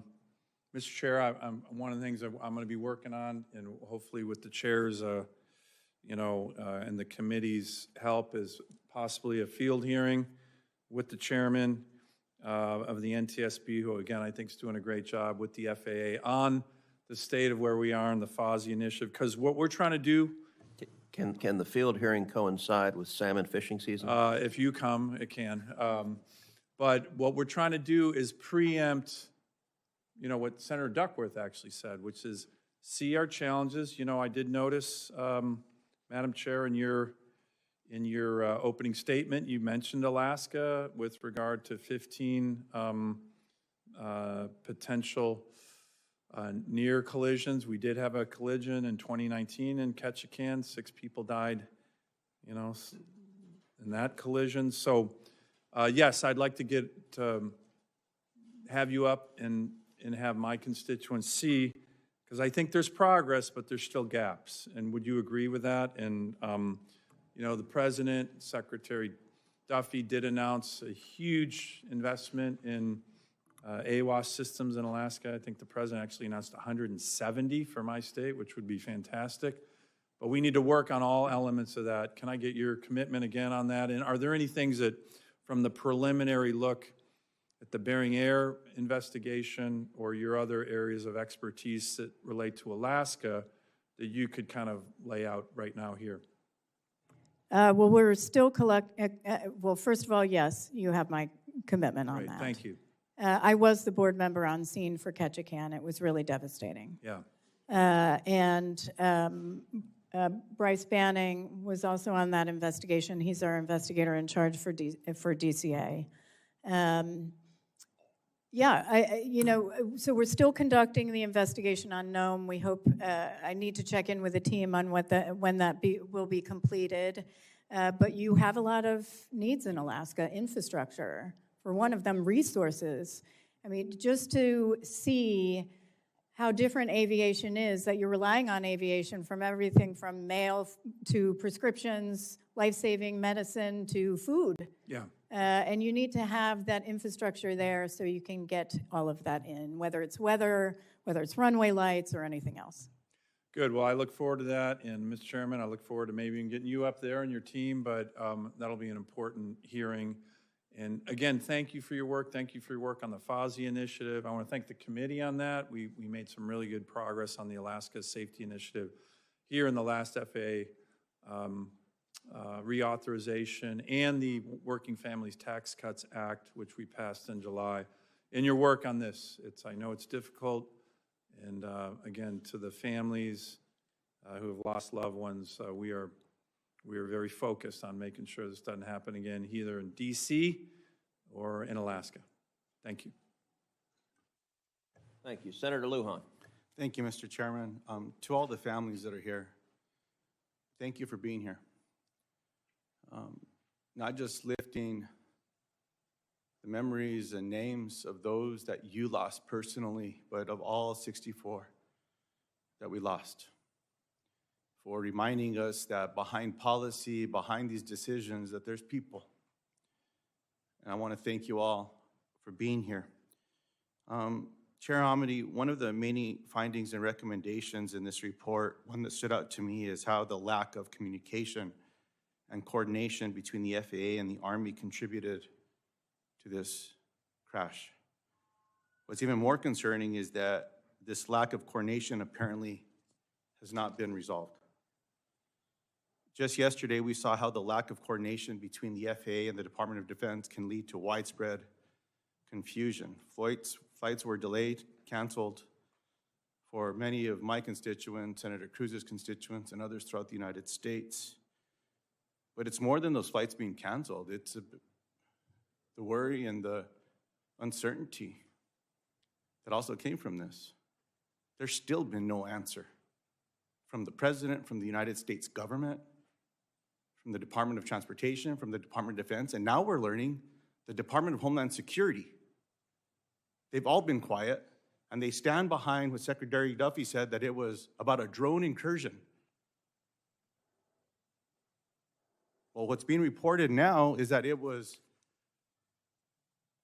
a laser that was on loan from the Department of Defense to the Department of Homeland Security Border Patrol, and that they shot a party balloon. I thought that was a technical term for some craft. A party balloon is a balloon any one of you would buy for someone's birthday party. And they shut down, they said they were going to shut down air traffic for 10 days without calling the White House, without calling the Department of Defense.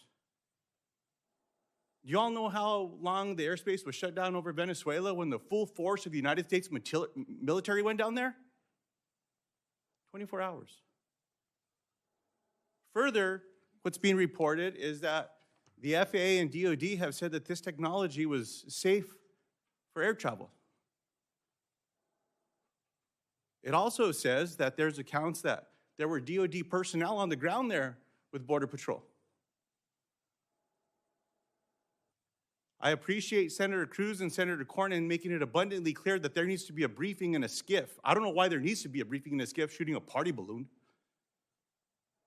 But it's not just the Department of Defense that needs to be there, the Department of Transportation, the FAA as part of the Department of Transportation, the Department of Homeland Security, and the Border Patrol, and the people that were on the ground that did this. And I want to know why they're not communicating. So my question to you is, are you going to investigate this? Our mandate is to investigate after a tragedy occurs. I appreciate that. Let me ask you a different question. Yes or no, is a lack of federal coordination harmful to the safety of our airspace? Yes. Will the I just asked that as well. My other questions around this, Ms. Hamady, is with what Congress needs to do to make sure that the crash that you are here to share information about does not happen again. The question that Senator Moran asked about how many communications have there been throughout the years, whether it's under a Republican or a Democratic president, it doesn't matter, from air traffic controllers or from anyone else, have been silenced. I certainly hope that we're able to demand that that information be shared to this committee, to oversight, and that we have a real conversation about what it takes to implement those changes, because no administration has been willing to do this by rule, clearly. From the point that Senator Duckworth made, that even a phone that should be used to communicate is not even being utilized. A few years ago, I was in New Mexico at a site for aircraft that was used to put out forest fires at one of the command centers that is under, I believe, the jurisdiction of the United States Department of Agriculture. And when I was in there looking at this particular tower, they told me the internet didn't work inside the tower. And they were hesitant to tell me. Well, I started calling everyone that I could, and we got a bunch of folks on board. Chairman, I think your office might have even helped with this one. Well, now that tower has access to the internet, and the people in that air traffic tower are a little more safe than they were before it was out. If it's little things like that that are getting in the way of this because someone's being told you have to stay quiet, shame on all of us. And so as I close here, I know I didn't ask many questions in this area. I just certainly hope that we can get to the bottom of this, and that, Chairman, we truly can make things safer, and that we don't forget the names of those that have been lost, not just on this horrific crash, but on the others as well, and that we do something significant in this space. And I look forward to working with you and doing my part. You let me know how we can make this better. But in the case of what's happened in El Paso, southern New Mexico, it's not just a briefing in a skiff. I don't want to hear the spin. I don't want to hear the cover-up. I want to hear the facts. I want to hear the truth. I certainly hope that that briefing doesn't have to take place in a skiff. There should be information that's shared with the American people as to what happened there, because that can't happen anywhere else. We need people coordinating. I'm not suggesting we don't go after bad people or bad things. It's not what I'm saying. But we need to make sure that we're keeping people safe as we're also going after bad things throughout the United States that are endangering all of our constituents as well. Thank you for the time, Mr. Chairman. May I have 10 seconds? Sure. Just, and I don't know, we're not involved in El Paso, but what I will say is we did note the poor safety culture within the air traffic organization. And throughout our investigation, we found numerous people were afraid to talk to us. They didn't want to be formally interviewed. Some people actually came directly to me, and that would not be appropriate for me to talk to them in an investigation. So over time, our investigators were able to gain trust their trust to then interview them, but some people wouldn't provide their names. They were scared. I can't tell you the number of people who were just scared to speak up because they were worried about retaliation. At our own hearing, I had to get everyone to commit to not retaliate. Still that occurred, but it's not a good culture right now. I appreciate that. Thank you, Chairman. Senator Budd. Thank you, Chairman. You know, Flight 5342 was a Charlotte-based flight crew. North Carolina pilot was in the Black Hawk. But wherever folks were from, even outside North Carolina, we never want this to happen again. Thanks for your work on this and that of your team behind you. Chair Hamady, I think you had this in your written testimony, but would you agree that ADSB in information is most effective when all aircraft are broadcasting ADSB out? Yes, sir. Should policymakers address incentive structures that discourage the installation and use of ADSB out? We don't have a formal position on that, but I will say yes. You know, as you mentioned a few moments ago, a couple questioners ago, some airports are now contracting with third-party companies to use ADSB out data to assess landing fees on operators. Would you say that this aligns with the intent of ADSB? Absolutely not. ADSB is a safety tool, and it should be used for safety, not as a revenue generator to charge. Certainly, general aviation pilots and others ramp fees or landing fees. That's not how it should be used. It's a safety technology.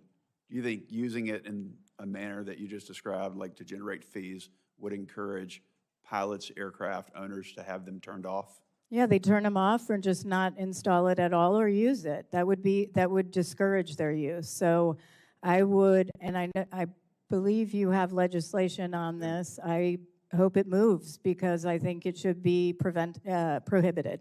Well, to address the issue, I introduced the Pilot and Aircraft Privacy Act, which would prevent airports from using ADSB to assess fees on aircraft operators for that very reason that you just mentioned. I think it harms safety.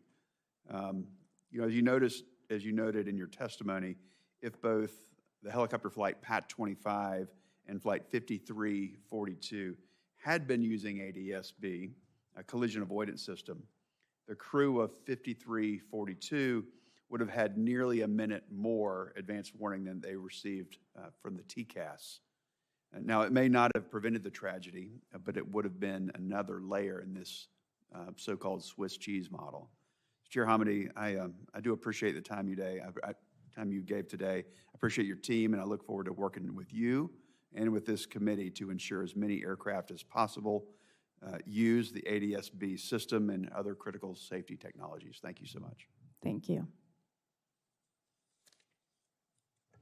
Senator Markey.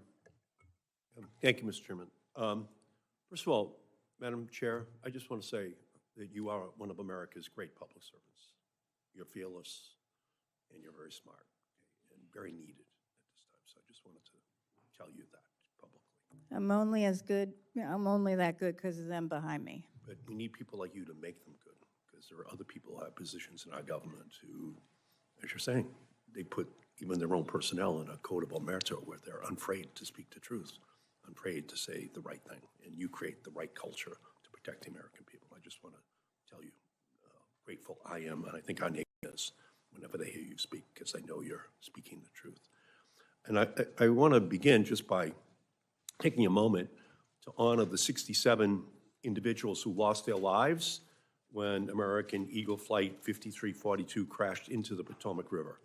In Massachusetts, this tragic crash hit us especially hard. 6 individuals associated with the Skating Club of Boston, as well as Massachusetts native Chris Collins, were on board Flight 5342. Chris's brother, Matt Collins, is in the audience at today's hearing. To Matt and all of the families here and watching, we are committed to honoring your loved ones with more than just words. with actions that we are going to take. And it is because of you, the families, who have turned unimaginable grief into determined advocacy that the Senate unanimously passed the bipartisan ROTA Act in December. Change does not happen without your bravery, without your perseverance, without the family standing up and demanding that something be done. And even as we speak, Max Narumov, the son of two of the members of the skating club of Boston and a Norwood, Massachusetts resident, is honoring his parents' memory right now on the world stage at the Winter Olympics, skating with extraordinary strength, extraordinary grace, which is what all the families are showing right now. So it's time for Congress that it takes inspiration from Max's courageous performance and enacts the ROTA Act into law in our nation. This legislation is the action needed to honor the crash victims and prevent future tragedies, so hearings like this are not necessary in the future. Now I'd like to talk about airline accountability. The NTSB's final report concludes that it is vital that all commercial aircraft are equipped with crash avoidance technology called ADS-BN. Despite the importance of this technology, the airline industry has repeatedly said that it would be too costly to implement. So Chair Homendy, is it true that this technology is too costly to implement? Not by the evidence. American Airlines retrofitted over 300 Airbus A321s for less than $50,000 an airplane and only had them out of service for 1 or 2 days. Yeah, it reminds me when the auto industry used to say, it's too expensive to have airbags. It's too expensive to have seatbelts. We just can't afford it. It makes the car too affordable. You know what the American public said? Build in the safety. And it turns out the more you do it, is the lower the cost is in order to get it done for our airline industry as well. And that's the cost. Without question. It's just an unacceptable price that we have to pay because the industry wants to cheap out in terms of building in the protections that the families of our country deserve. So I believe that an industry that rakes in billions in profits every year can afford life-saving technology for a very small cost. And I want to turn to one final issue, FAA staffing. Soon after the crash, the NTSB examined flight data and identified over 15,000 close proximity events between airplanes and helicopters here at the Washington airport. If an FAA employee had been analyzing this data, they may have identified the risk in this DCA airspace before the tragic crash. Rather than bolstering FAA staffing capacity, the Trump administration responded by cutting the very FAA staff needed to conduct this life-saving analysis.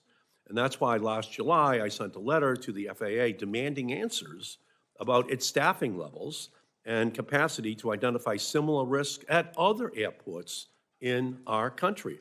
And it's also why I fought for and won an amendment in the ROTA Act to ensure the FAA administrator maintains the necessary staffing levels to analyze safety trends before a disaster happens. Unfortunately, over a year later, according to NTSB's report, the FAA is still not analyzing these trends to catch close calls before they occur. It's a year later. This is unacceptable. Chair Homendy, do you agree that the FAA is still not proactively acting to identify these risks at U.S. airports? They are not doing what we have recommended and we have been urging them to do the entire time, which is to not only evaluate their data, which they're starting to do now, but to develop a simple definition of what a close call is. They have 10 different types of data sources coming in for a near miss and not one single definition that everyone can get around on what is a near miss, and then even the information and data they collect isn't shared with the airlines until about 3 to 6 months later. Yep, you recommend that there be the creation of an office to collect the data and then to disseminate the information. And that still has not happened. We had recommended that they develop a standard definition for what a close proximity event is, and to improve their data analysis and to share that data with external stakeholders, including federal agencies and the airlines, in a very timely manner. But you recommended the creation of an office in order to track and publicly report this data, and that has not happened. I don't think we recommended an office, but That was in the NTSB report. Anyway, so I'll double check on that, but that's how I read it. we did mention an office about doing a safety management system review.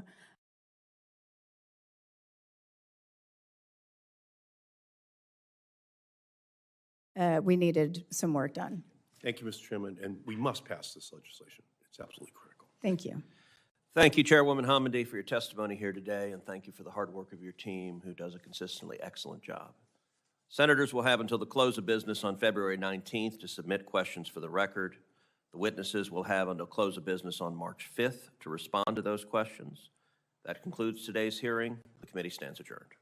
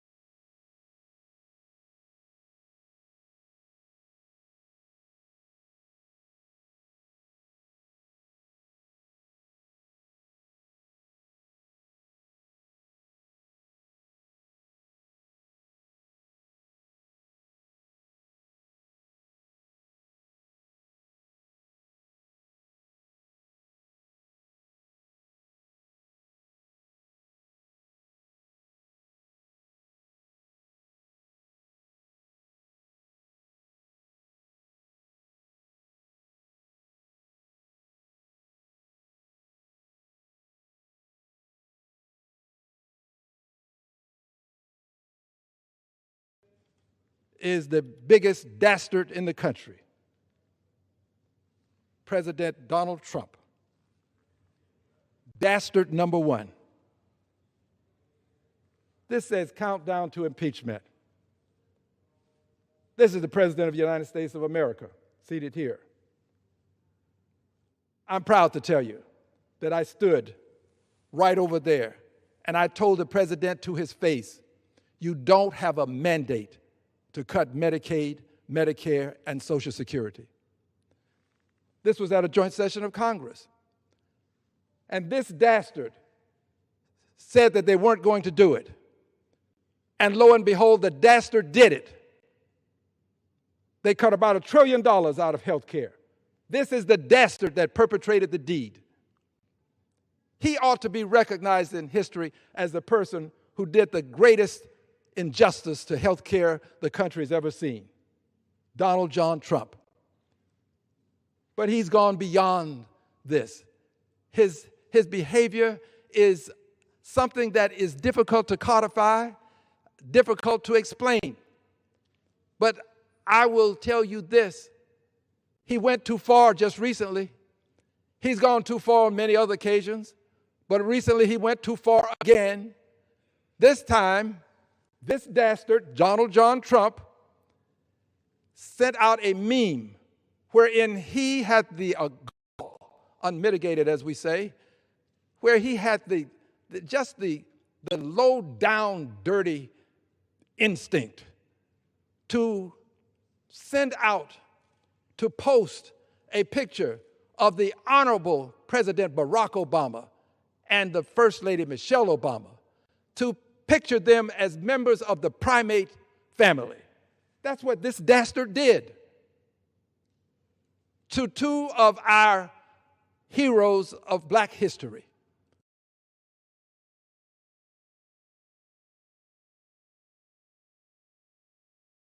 History is going to be minimized because we talk too much about slavery. He wants slavery to be whitewashed. There are people in Texas who call it involuntary relocation. Murder, rape, 240 years of working without a paycheck, involuntary relocation. Well, this dastard supports these kinds of things. This dastard. That's why we have this across the top of this poster. 3 words, countdown to impeachment. Countdown to impeachment. Yes, Mr. President, I don't speak for anybody but myself. I don't speak for any party. I don't speak for anyone, well, except myself and everybody who agrees with me. That's who I speak for. And Mr. President, not only are you a subject of impeachment, but now Ms. Noem is a subject of impeachment. Yes, Ms. Noem, I've signed articles of impeachment against you. And my hope is that if you don't do what you should do, in my opinion, which is resign, and I don't think the president would ever fire you, but you have blood on your hands. And you have tried your best to cover up what happened when 2 American citizens who were unarmed lost their lives at the hands of the constabulary. You've got blood on your hands. You should be impeached. But you also should go to jail because you tried to cover it up. There is a law that deals with this kind of behavior when you know that a felony has been committed. You know that a felony has been committed, and you don't report that felony, and then you try to cover it up. That's a crime. Somebody ought to check out 18 U.S.C. Section 4. Yes, you committed a crime. You ought to be locked up. People on the other side are notorious for having said, lock her up, talking about a Democrat. Well, here's your chance to repeat your chant. Lock her up. Lock her up. Lock up Ms. Noem for what she has done. Impeach Ms. Noem is what we should do. But aside from impeaching her, she gets her marching orders from this dastard. He has to be impeached too. We cannot allow this to go unnoticed, unchallenged. I cannot, I say we, and all of the people who agree with me.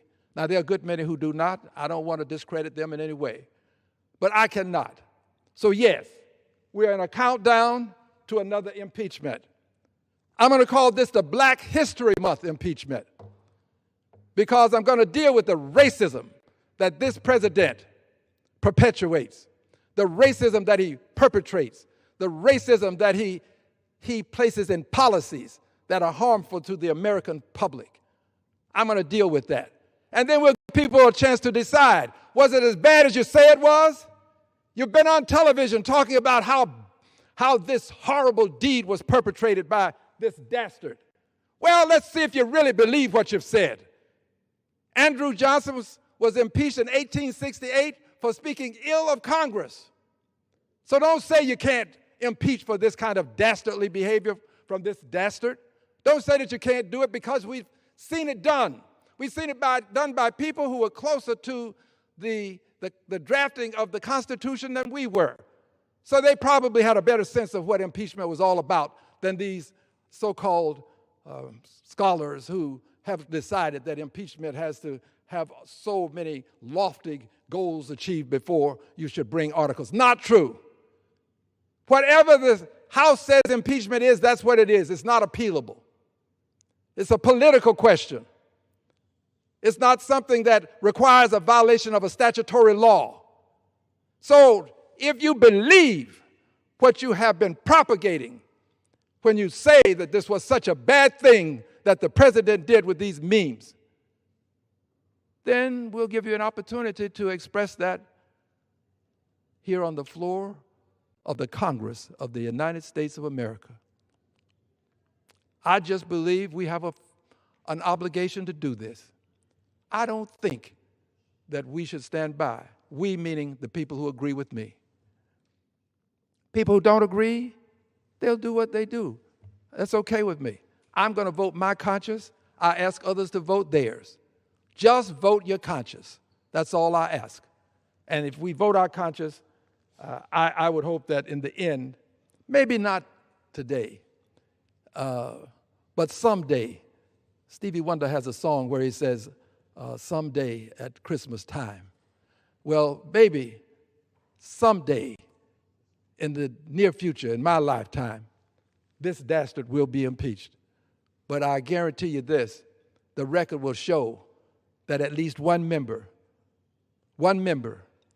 stood right here in this House and read articles of impeachment to remove this dastard from office for the racism that he perpetrates and perpetuates, and for edification purposes. Those who tolerate racism perpetuate racism. Tolerate it and you perpetuate it. I will not tolerate it. And of course, there are those who will always say, Al, you stand alone. My dear friends, on some issues, it is better to stand alone than not stand at all. I yield back the balance of my time. Members are reminded to refrain from engaging in personalities towards the president. Under the Speaker's announced policy of January 3rd, 2025, the chair recognizes the gentleman from California, Mr. Kiley, for 30 minutes.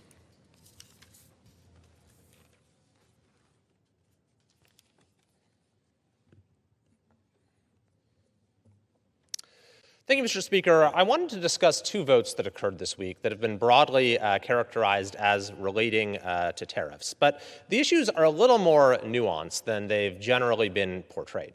So let's start with the vote that occurred on Wednesday. It's always good to look at the actual text because that, at the end of the day, is the only thing that matters. This was a vote on a rule, which is a kind of arcane procedural mechanism that we have here in the House for bringing bills to the floor for consideration and setting the terms of debate. So when you vote on the rule, you're not voting on the bills themselves, you're just bringing them to the floor where they will eventually be voted on. And there's this norm of voting in favor of rules, which I have always done, because if you don't do that, then the business of the House grounds to a halt. But the only times in which I haven't done that are when the form of a rule, the mechanism of a rule, is abused for some purpose that actually impacts policy. And that's what we had in this particular rule. At the end of it, which was a normal rule for most purposes, but then at the very end, you had tacked on this peculiar provision, which starts by saying that each day during the period from February 10th, 2026 through July 31st, 2026, shall not constitute a calendar day. So that is a little odd on the face of it, right? Simply fiating that somehow these months in the calendar year, February 11th, February 12th, February 13th, and so on, all the way through July 31st, are somehow now, by legislative decree, not days. Now, I had actually voted against this very same provision in November, when the only thing that was different was the dates. And as a matter of fact, there were enough votes to stop that rule from taking effect when we originally voted on it in November. But then there was a huddle among House leadership and some of those who were opposed to it. And I won't get into the nature of what was discussed, but you can sort of connect the dots, because after this rule passed, there was then another one that changed the end date, in that case from March 31st to January 30th. So January 30th was set to be the agreed upon end date for this accounting trick. So I was pretty surprised when January 30th comes and goes, and then we get this new provision saying, no, we're actually now going to extend this all the way out to July 31st. But let's go further in the text here. It says that these months shall not constitute a calendar day for purposes of Section 202 of the National Emergencies Act, with respect to various resolutions declaring a national emergency. So the National Emergency Act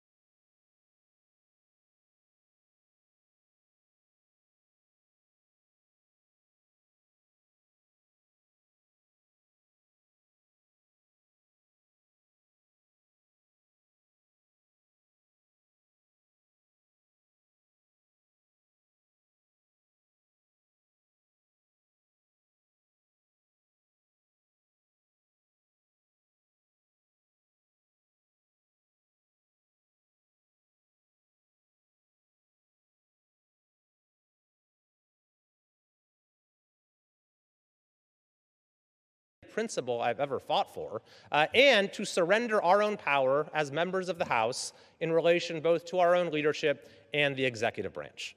And that is something I was not going to do, and there was bipartisan support that this was not a good idea. So the rule did not pass, meaning that this accounting trick of a day is not a day is no longer in effect. And as such, a resolution has now ripened. Mr. Lyons. No, sir. Why don't we do that, sir? Yes. Why don't you do that? So you're not going to pistol whip an individual for fear the weapon's going to go off? Exactly.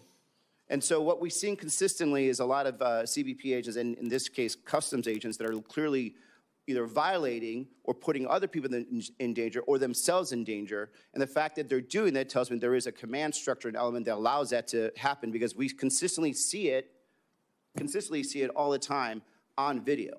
And, I have been in those high-stress environments, and if I had seen this consistently done by Marines, I think the Marine Corps would have stopped altogether and said, we need to have a brand new training structure, and or we have to hold people accountable.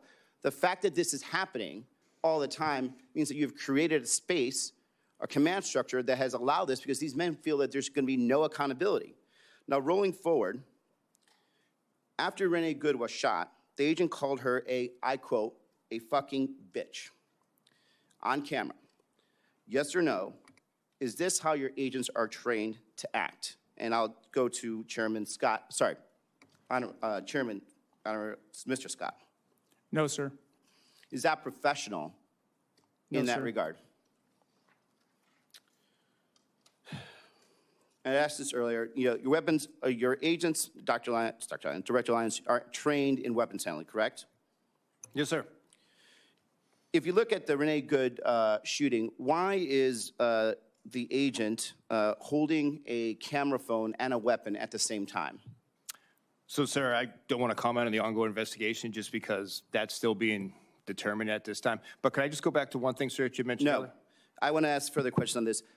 Has there ever been an order to any agents, CBP agents in Minnesota or other place, for them to be recording on their personal phones to essentially be somewhat social influencers or to pass, the media on to up? Has there ever been any orders given for people to be holding or for agents to be recording while they're, doing these stops or engaging with the public?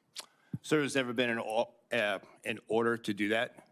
Agents have used it as far as if they were going to make an arrest, say, on an agitator. The U.S. Attorney was requiring to have video leading up to the event, so officers have used that for that. For video from a handheld, from a phone? If they had a body camera available, from the body camera or from any type of recording device. But the reason there's a difference is because the body cam is designed for a police officer or law enforcement to engage while still being able to have full scope of knowledge what's happening, be able to detain, be able to escalate if they need to escalate. What I saw and what the world saw for me is the fact that there was an agent that was moving around a vehicle with a camera phone